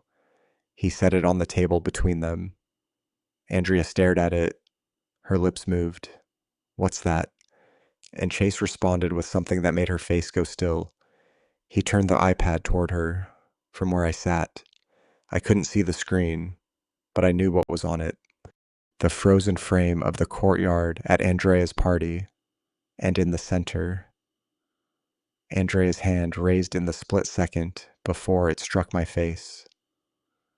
Andrea looked at the screen, then at Chase. Her expression shifted. Confusion, giving way to comprehension. Comprehension giving way to something sharper. Chase said something else. Then he pressed play. From my corner table. I couldn't hear what they were saying, but I could see Andrea's face through the glass partition as the video played. I watched her watch herself strike me, watched her expression change from confusion to recognition to something that looked like fear, and I watched Chase, calm, still unmoved, as he sat across from the woman he'd married and showed her proof of who she really was. Before I reveal what Chase showed Andrea next, I need to know you're still with me. If you think Andrea deserves what's coming, type 1 in the comments. If you think this confrontation is too harsh, type 2. Your number tells me you're here, and I promise what happens in the next 30 minutes will shock you. And a quick reminder, the story ahead includes some fictionalized elements for dramatic and educational purposes. If you'd rather not continue, feel free to pause here and explore other content. Andrea watched the video of herself striking me. 47 seconds of high-definition footage from 3 angles. Detective Cole had been thorough. She watched the champagne glass shatter, watched me fall, watched 200 people stand frozen while Margaret Campbell knelt beside me and wrapped my injured hand in a napkin. And when the video ended and the iPad screen went black, Andrea looked up at Chase and said the only thing she could think to say. "That's not what it looks like." Chase had rehearsed this moment with Evelyn 6 times. He knew every response Andrea might give, every deflection, every excuse, every manipulation tactic. Evelyn had coached him. She'll deny, then deflect, then cry, then blame. Don't react to any of it. Just keep presenting evidence. And that's exactly what Chase did. Now, that's not what it looks like. Andrea said again. He gave me a cheap gift after I threw him a huge party. I was hurt. You struck him, Chase said evenly, in front of 200 witnesses. That's assault. He embarrassed me. He saved for 6 months to buy you a Cartier watch. Chase interrupted. You called it worthless junk. Then you struck him hard enough that he fell and injured his hand. Andrea's voice rose. I didn't mean to. Yes, Chase said. You did. He swiped to the next screen on the iPad. Coinbase records filled the display. $180,000. Luna Classic. May 2022. Total loss. Andrew's face went pale. Why I hired investigators 4 months ago. Chase said after $25,000 vanished from our account for a charity that didn't exist. That was an investment. That was gambling with money you took from our joint savings without telling me. Chase turned the iPad toward her. You hid this for 2 years. He swiped again. Credit card statements appeared. How? $73,000 in credit card debt. 4 cards I didn't know about. Statements sent to a P.O. box. Andrea's voice wavered. I was going to tell you when.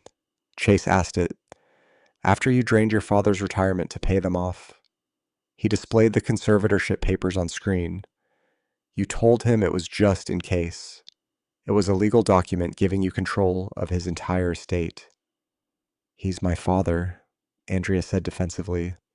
I was trying to help. He's completely mentally competent. Chase said Mayo Clinic tested him 98th percentile for his age. Andrea blinked, but the doctor said, Dr. Patricia Morales, your college roommate, you paid her $15,000 to write a fake dementia evaluation. Chase pulled up the email chain. Andrea's eyes scanned the screen, and the color drained from her face. Her own words stared back at her, demanding the diagnosis, mentioning the owed favor, offering $15,000. She committed medical fraud for money because you blackmailed her with a cheating incident from 15 years ago. Chase showed the bank transfer. $15,000, July 2nd. Dr. Morales' medical license was suspended yesterday. She's cooperating with authorities. She'll testify against you. Andrea opened her mouth, then closed it. Chase swiped again. Text messages appeared. You contacted Lance's brother. Told him Lance was declining, leaving the stove on causing fires. All lies. You were building a case. You needed family corroboration for the conservatorship petition. You manipulated Hank into supporting something based on complete fabrication. Arches. Chase set his tone flat. You convinced Lance to add you to his bank account. Then you stole $40,400 over 8 weeks. He displayed the withdrawal records. Chia, when he noticed you told him he'd spent it on home repairs. He didn't remember. You made him think he was losing his mind. Chase pulled up the text exchange with Claudia, the laughing emoji, the mocking tone. Andrea saw her own words about how her dad totally believed it about playing the long game. You gaslit your father, made him believe he had dementia. He kept a journal for 4 months because he was so terrified of forgetting things. Andrea's eyes filled with tears. I didn't mean for him to, yes, you did. You wanted him scared, compliant, easy to control. Chase swiped one more time. Corporate expense records filled the screen, and while you were stealing from your father, you were stealing from your employer. $48,000 in false expense claims over 18 months. He scrolled through the list. Spa days labeled as client dinners. Vacations disguised as conferences. Designer handbags categorized as team building supplies. Your company is pressing charges. The FBI is involved because it crosses state lines. Wire fraud. Andrea was crying now, mascara beginning to streak. Chase, please. She cycled through every response Chase had anticipated. Denial, deflection, crying, blaming him for traveling too much, desperation. We can fix this therapy counseling.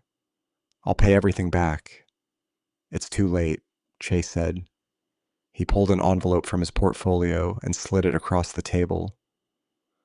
I filed for divorce Monday morning. These are your copies. Andrea grabbed the envelope, her hands shaking. What? No, Chase. You can't. Your fraud voids the prenuptial mediation clause. Chase said, I'm keeping the house, the cars, all marital asset. You leave with nothing. Andrea reached across the table and grabbed his hand. Please, I'll do anything. We can work through this. Chase pulled his hand away. We can't work through fraud. We can't work through elder abuse. We can't work through you systematically destroying the one person in your life who loved you unconditionally. He pulled a second envelope from the portfolio. This is from Detective Marcus Cole. Police report filed Tuesday. He read the list aloud. Elder abuse, financial exploitation, conspiracy to commit fraud, embezzlement, assault. Arizona State Police will arrest you within 72 hours. Andrea's voice became hysterical. You're having me arrested. I'm making sure you're held accountable. Chase said. Andrea stood her chair, scraping back. I'm your wife. Chase stood as well. He put on his jacket and looked down at her. His voice was calm, final. You were my wife. Now you're just someone I used to know. He turned and walked to the door. Chase ya. He didn't turn back. He opened the door, stepped through, and let it close behind him. Andrea stood alone in the private dining room. Documents were scattered across the table. Her white dress was rumpled. Her mascara ran in dark streaks. She stared at the iPad, its screen now dark. She stared at the divorce papers, and slowly she sank back into her chair and put her head in her hands. From my corner table, 30 feet away, I had watched the entire exchange through the glass partition. I couldn't hear the words, but the body language told the story. I had expected to feel anger or satisfaction or triumph, but what I actually felt was emptiness, a hollow grief for the daughter who had never really existed. I watched Chase walk through the main dining room toward the exit. He saw me in my corner booth and stopped. He didn't sit, just stood beside the table and said, "It's done." And I nodded because it was done. The Arizona State Police arrived at Andrea's office at exactly 10 o'clock Thursday morning. I wasn't there. I was at the Four Seasons drinking coffee on the patio with Chase when Marcus called and said, "It's happening now." And Chase put the phone on speaker so we could hear Marcus describe what he was watching from across the street through a telephoto lens. Andrea being arrested in front of everyone she'd ever tried to impress. Andrea had gone to work. The morning after Chase served her with divorce papers and showed her proof of every crime she'd committed, she put on a pantsuit, did her makeup, and drove to her office like it was just another Thursday. Marcus told us later she'd been at her desk answering emails when the police walked in, like she thought she could still pretend everything was normal. Marcus's voice came through the speaker, calm and matter of fact. They're going in now. 2 Arizona State Police, 1 FBI agent. I could hear faint background noise traffic, the rustle of Marcus shifting in his vehicle. And I'm walking through the lobby, taking the elevator, 3rd floor, approaching her section. I can see through the glass walls. She's at her desk, doesn't see them yet. A pause. Police are entering her area. She looks up. Face just went white. Another pause longer this time. Officer is speaking to her. Can't hear from here, but she's standing, shaking her head. Looks like she's saying, "Not here." I gripped my coffee cup. Officer doesn't care. Pulling out handcuffs. My chest tightened. She's in handcuffs. They're reading her rights. Marcus's voice remained steady. Clinical employees are stopping work. Everyone's watching. She sees them looking. She's crying. I closed my eyes. They're walking her out through the main office area. Glass walls on both sides. Maybe 200 people watching. 200 people. The same number who'd watched her strike me 5 days ago. She's trying to keep her head up, but she's falling apart. Elevator, lobby, outside. She's in the police car now. Silence. Then Marcus said, "It's done. They're taking her to Maricopa County for booking." I set my coffee down. My hands were shaking. Chase looked at me.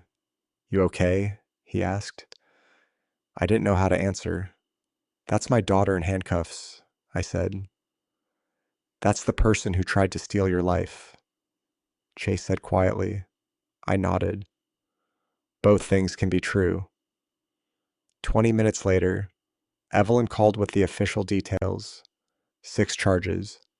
Elder abuse under Arizona statute. Class 4 felony. Fraudulent schemes and practices. Class 2 felony. Theft. $40,400 from my account. Class 2 felony. Theft by embezzlement from her employer.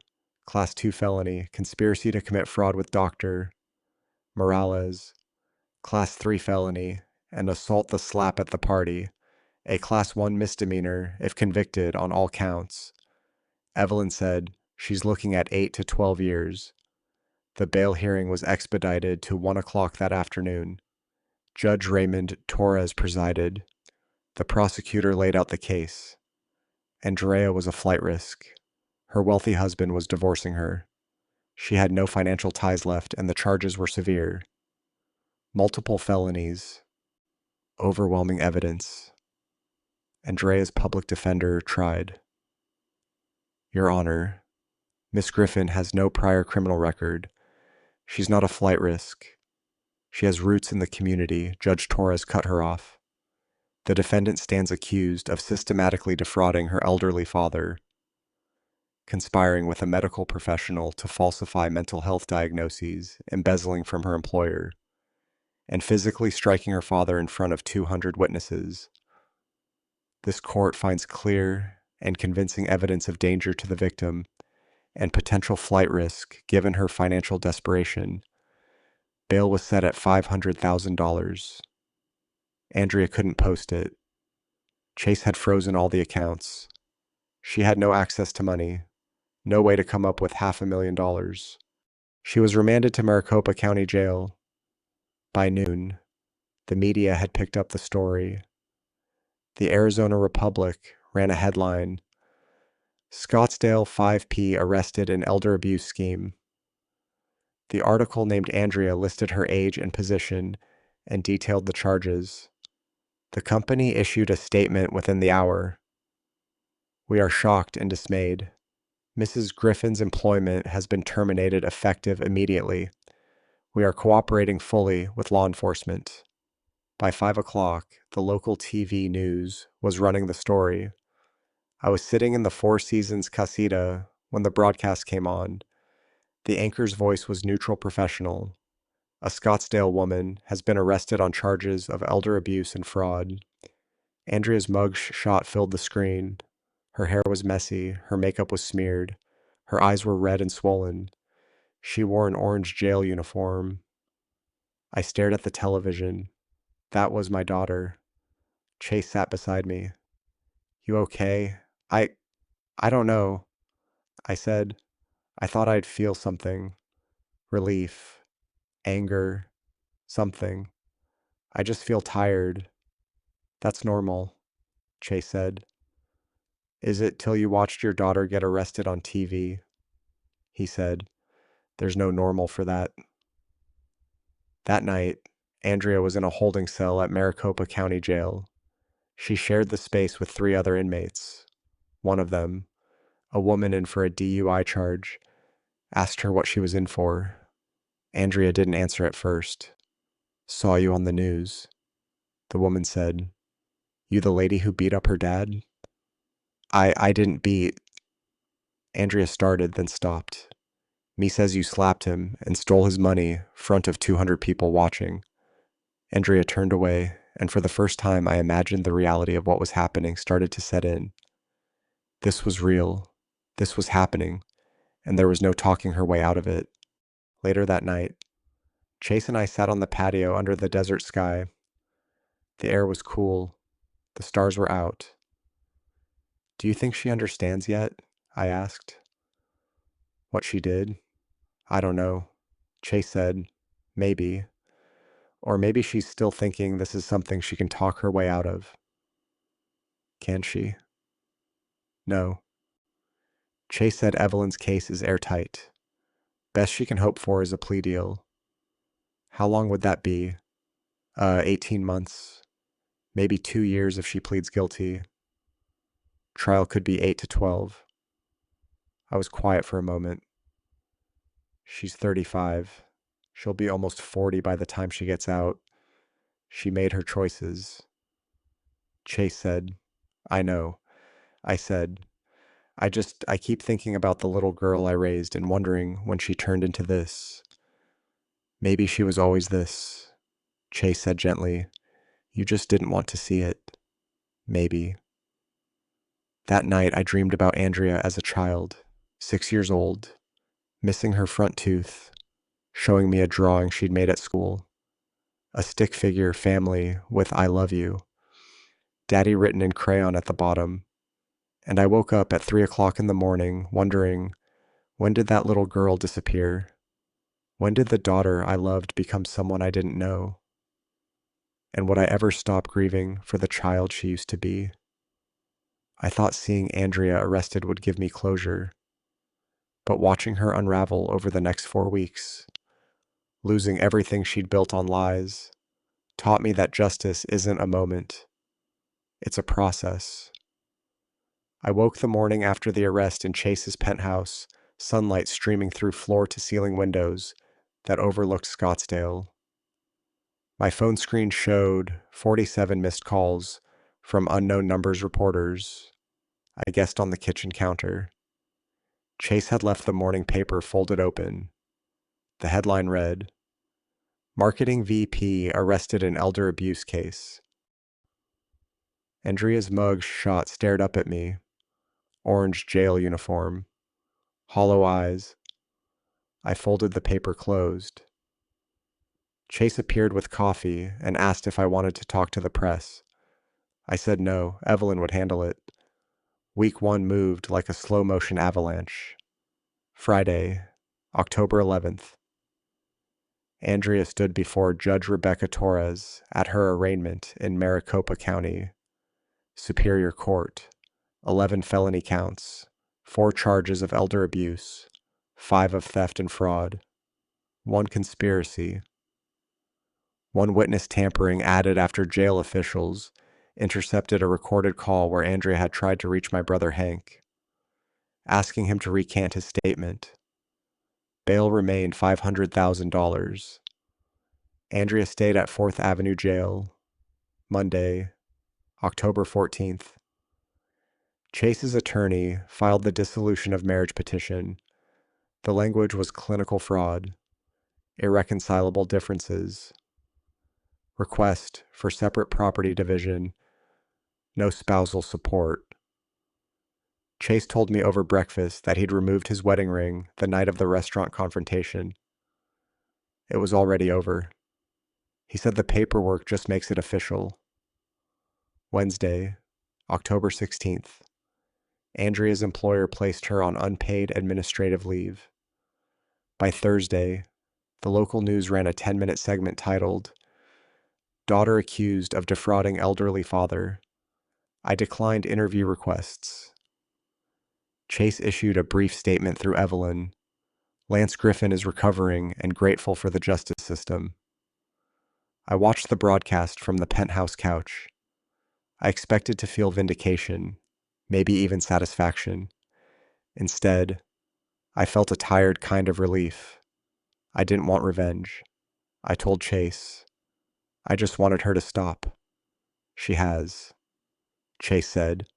Week 2 brought the professional collapse. Monday, October 17th. Andrea's employer completed an internal audit. They discovered $48,000 in fraudulent expense claims. The company terminated her employment for cause and referred the case to the Maricopa County Attorney for additional charges. Tuesday, October 18th. The Arizona State Board of Behavioral Health Examiners suspended Dr. Patricia Morales' medical license. An FBI probe had uncovered a broader Medicaid fraud scheme. Morales had billed for mental health assessments she'd never actually conducted. Dozens of other victims, files going back 3 years. Thursday, October 20th. The social distancing began. One of Andrea's closest friends posted a cryptic message online. Sometimes the people you think you know, you don't. By week's end, 197 of the party guests had unfriended Andrea. 12 had agreed to provide formal witness statements to the prosecution. Saturday, October 22nd. A real estate appraiser visited the Paradise Valley house. 6,000 square feet, Spanish colonial architecture appraised at one point, $8 million. Chase's attorney filed a motion to freeze all marital assets pending the divorce settlement. That same Saturday, Margaret Campbell knocked on the penthouse door carrying a casserole dish of homemade lasagna. She'd been my neighbor for 20 years. She'd watched Andrea grow up, and now she stood in Chase's kitchen and told me, "You're not alone, Lance." It was the first time in years I actually believed that. Week 3 tightened the legal vice. Monday, October 24th. The prosecutor's office added 2 more theft counts and 1 count of witness tampering for the jail call to Hank. Andrea's total charges now numbered 14. Wednesday, October 26th. Evelyn called with an update. The preliminary hearing was scheduled for November 18th. If she doesn't take a plea, Evelyn explained. This goes to trial in February 2025. Friday, October 28th.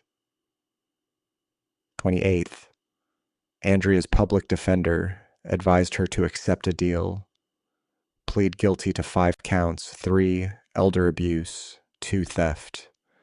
Recommended sentence 18 to 36 months. Restitution $113,400 covering the stolen money, plus my legal fees. 5 years probation after release. Andrea hadn't decided yet. Saturday, October 29th. Chase moved the last of his belongings out of the Paradise Valley house. I went with him to help. The place felt hollow, echoing. In a storage closet, Chase found a framed photograph of my late wife, Andrea's mother. It had been packed away, forgotten. I took it with me. It was the first time I'd looked at her picture in months. That night, back at the penthouse, I stared at the photograph and felt an unexpected wave of grief. Not for Andrea, but for the daughter she could have been. I mourned the relationship we never had. Week 4 brought the silence before the storm. Tuesday, November 5th. Andrea formally accepted the plea deal. Her allocution, the part where she would have to confess in open court, was scheduled for November 15th.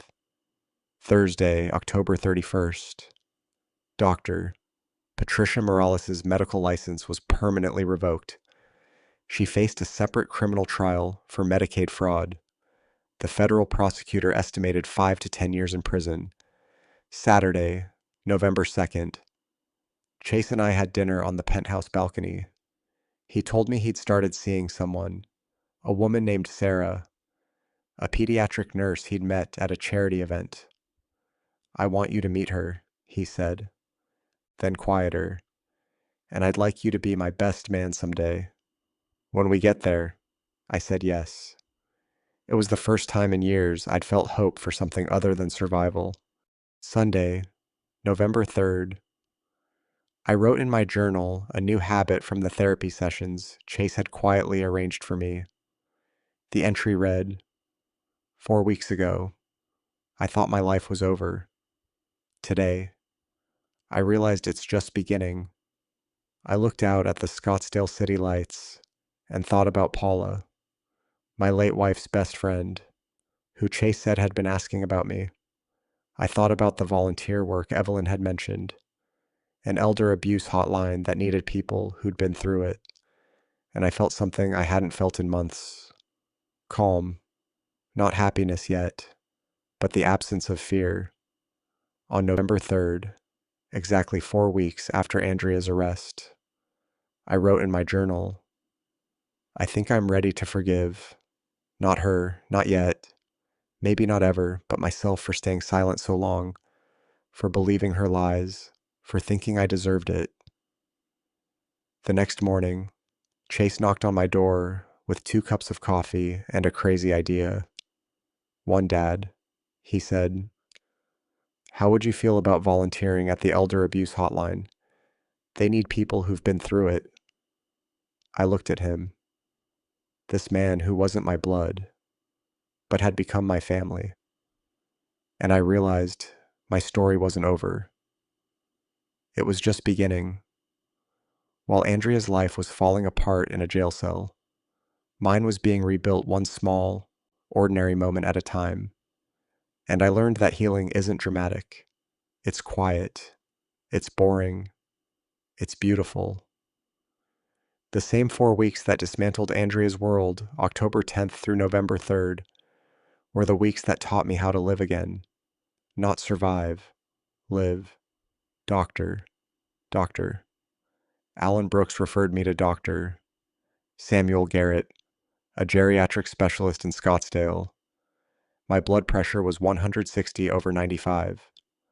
Blood work showed mild malnutrition markers for chronic stress disrupted sleep patterns. Your body kept score of the abuse.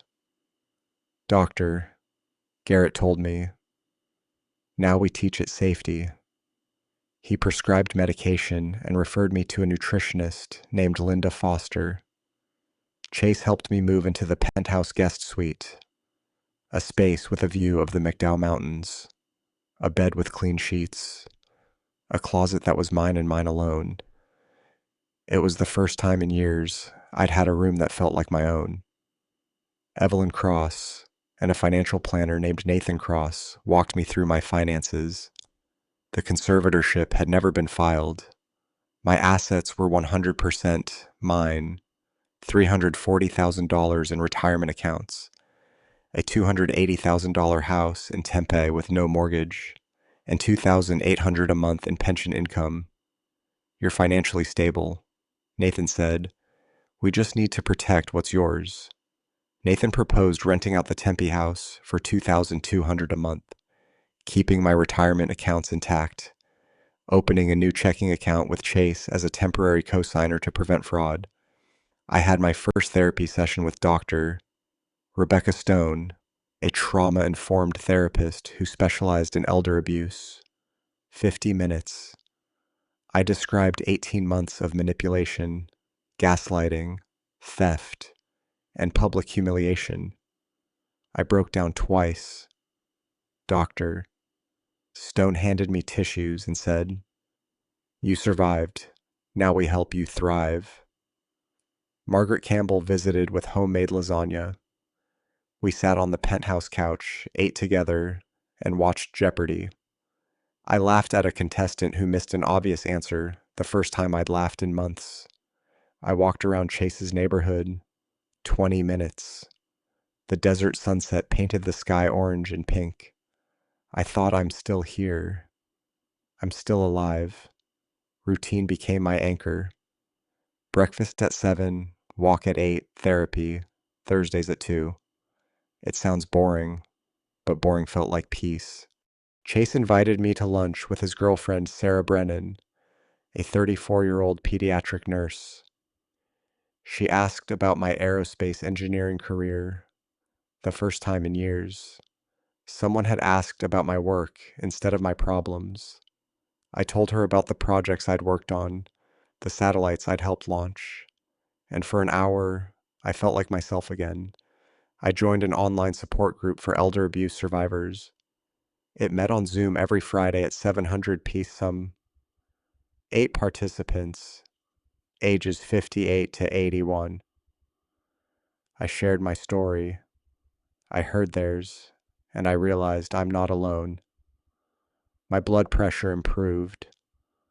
138 over 88. I'd gained 4 pounds healthy weight. During my third therapy session, Dr. Stone asked, "What do you want your life to look like 6 months from now?" I said, "I don't know, but I want to help people like me." Chase had mentioned a volunteer opportunity. Arizona Adult Protective Services needed advocates for their crisis hotline. People who'd experienced elder abuse training started December 2nd. I had dinner on the penthouse balcony with Chase and Sarah. Chase asked me to be his best man at his future wedding. I said yes. This man had saved my life, and now he was asking me to be part of his. I started journaling and wrote my first entry. 4 weeks ago, I thought my life was over. Today, I realized it's just beginning. I looked out at the Scottsdale city lights that night and felt something I hadn't felt in years. Hope, not happiness, not yet, but the belief that happiness was possible. On November 3rd, I looked at the volunteer application on my laptop screen. Arizona, Adult Protective Services, Crisis, Hotline Advocate. I thought about the 18 months I'd spent silent, isolated, ashamed. Then I thought about the 8 people in my support group, about Margaret, who'd spoken up when no one else did, about Chase, who'd saved me when I couldn't save myself. I clicked submit application because maybe, just maybe, my pain could become someone else's hope. They say you cannot choose your family. In November 2024, I learned that sometimes the family you choose is the only one that truly stays, and sometimes the family you believed was gone forever can still find its way back. 3 weeks after submitting my volunteer application to Arizona Adult Protective Services, my world slowly began filling with people again. I had started a 4-week training program. My blood pressure was stable, and I was seeing Dr. Stone twice a week. Andrea's sentencing was set for December 20th, a date I tried not to dwell on. November became less about waiting for that day and more about rebuilding what I thought had been lost. On Sunday, November 10th, my phone rang with a Tucson number I did not recognize. I almost ignored it. The voice on the other end was older, rougher, but unmistakable. It was Hank, my brother.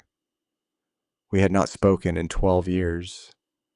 He told me he owed me an apology for believing Andrea and for failing to call when she tried to manipulate him. I felt my chest tighten as I asked if he wanted to visit. 2 days later, he drove 120 meters to Scottsdale.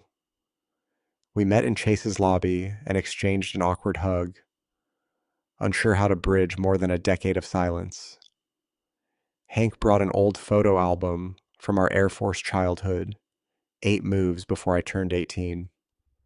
We flipped through pictures of Dad in uniform, Mom outside identical base housing, and 2 gap-tethered boys holding fish beside some forgotten lake.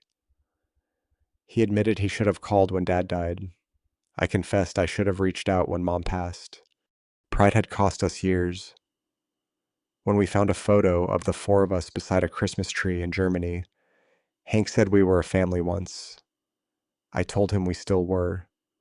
The following Sunday, I taught him chess, our father's favorite game.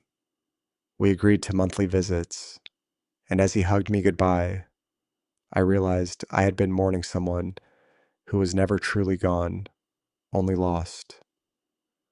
Reconnection did not stop there. On November 14th, Margaret invited me to Thanksgiving dinner. I had not celebrated since my wife died in 2016, 8 years of empty holidays. She insisted I would not spend it alone. 2 days later, I visited her home in Tempe and met her daughter, Emily, and 4-year-old grandson, Lucas, who proudly showed me his toy rocket. I explained how Finn stabilized flight, and he listened like I was explaining the universe. The next week, Margaret visited my penthouse with a homemade pumpkin pie.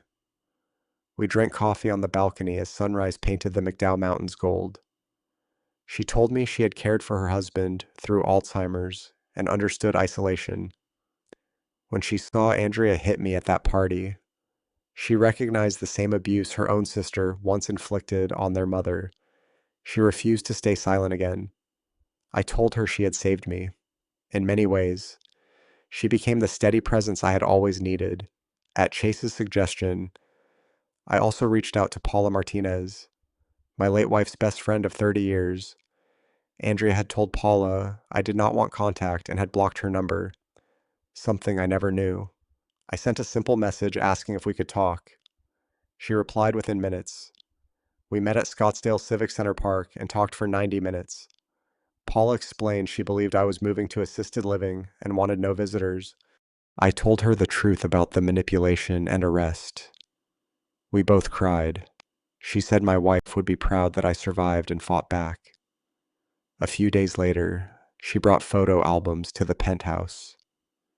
We studied wedding pictures from 1985 vacations and images of Andrea as a smiling child, looking at a photo of my wife laughing on a San Diego beach while pregnant. I remembered joy instead of loss. Meanwhile, I completed my training and earned certification as a crisis hotline advocate. On November 26th, I worked my first supervised shift and took 3 calls from older adults facing theft, isolation, and physical abuse. I listened, provided referrals, coordinated emergency responses, and stayed on the line until each caller felt safe. Afterward, I sat in my car and cried, not from sadness, but from purpose. My supervisor offered me a permanent 8-hour weekly volunteer role and later asked if I would consider public speaking about elder abuse prevention. I thought about the crowd who once watched me suffer and the few who finally stood up. Then I thought about the callers who said they believed they were alone. I told her yes, because if my story can spare even one person that silence, it is worth telling. 6 months after the night that changed everything, I stood before 300 people at the Arizona Elder Abuse Prevention Conference and said words I once believed would destroy me. My name is Lance Griffin. I am 64 years old, and my daughter nearly destroyed me. I had completed volunteer training in November, reconciled with my brother Hank, reconnected with Paula and Margaret, and found purpose on the APS crisis hotline. Andrea had been sentenced in December. Now, in mid-April at the Arizona Biltmore in Phoenix, I faced a room of social workers, law enforcement officers, medical professionals, and survivors ready to tell the truth. Stage lights blurred the back rows, but I saw the front clearly. Chase and Sarah sat together, Margaret with tissues in hand, Hank steady and silent, Paula watching with the same loyalty she had shown for 30 years, Karen Delgado from APS nearby, and 12 guests from the birthday party who had testified at the trial. I described October 5th, the celebration with 200 guests, the Cartier watch I saved 6 months to buy, and the slap that sent me to the ground with glass in my hand and blood on stone. I spoke about 18 months of isolation, financial control, and gaslighting. In March 2024, Andrea convinced me to add her to my bank account, stole more than $40,000, and persuaded me I was losing my mind. I explained the conservatorship fraud, the bribed psychiatrist, the lies that eroded my identity, and how Chase gathered evidence, found a lawyer, and helped unravel every deception. I shared the outcome. Dr. Patricia Morales, serving 64 months in federal prison for falsifying evaluations. Andrea sentenced to 30 months with parole eligibility after 18 and the long road of therapy and recovery that followed. Since December, I had volunteered more than 250 hours, helped 47 callers, coordinated 12 investigations, and assisted in 3 emergency rescues. I told them I was not seeking sympathy, but hoping that someone in that room would recognize the next victim sooner than I had. The applause rose into a standing ovation. 14 people approached me afterward with their stories, and an elderly woman squeezed my hand and thanked me for speaking what she had never dared to say. When I saw Chase wiping his eyes, pride replaced every ounce of shame. At lunch, I stood on the terrace, reflecting on how far we had come. Andrea was serving her sentence in minimum security at Ville after pleading guilty to elder abuse and theft. She owed $113,400 in restitution and would face probation therapy, wage garnishment, and a permanent restraining order after release. Dr. Morales was incarcerated in California, her license revoked, and restitution ordered. Chase's divorce finalized in February. Thanks to the prenup's fraud clause, Andrea received nothing. He kept the Paradise Valley home, earned a promotion to regional CEO, and became engaged to Sarah with an October wedding planned. He insisted I remain in his penthouse because, as he said, I was family. Hank visited monthly, and in January we stood together at our parents' graves for the first time in years. Margaret shared weekly dinners and now volunteered beside me on the hotline. Paula and I visited my late wife's grave each month, and COEF facilitated a grief group she introduced me to. My health stabilized, my finances recovered, and my calendar filled with support groups, volunteer hours, and speaking engagements. I was no longer isolated. I was connected. That evening, back on the penthouse balcony at sunset, we gathered for dinner. Chase grilled, Sarah prepared salad, Margaret brought dessert, Paula poured wine, and Hank set up a chessboard.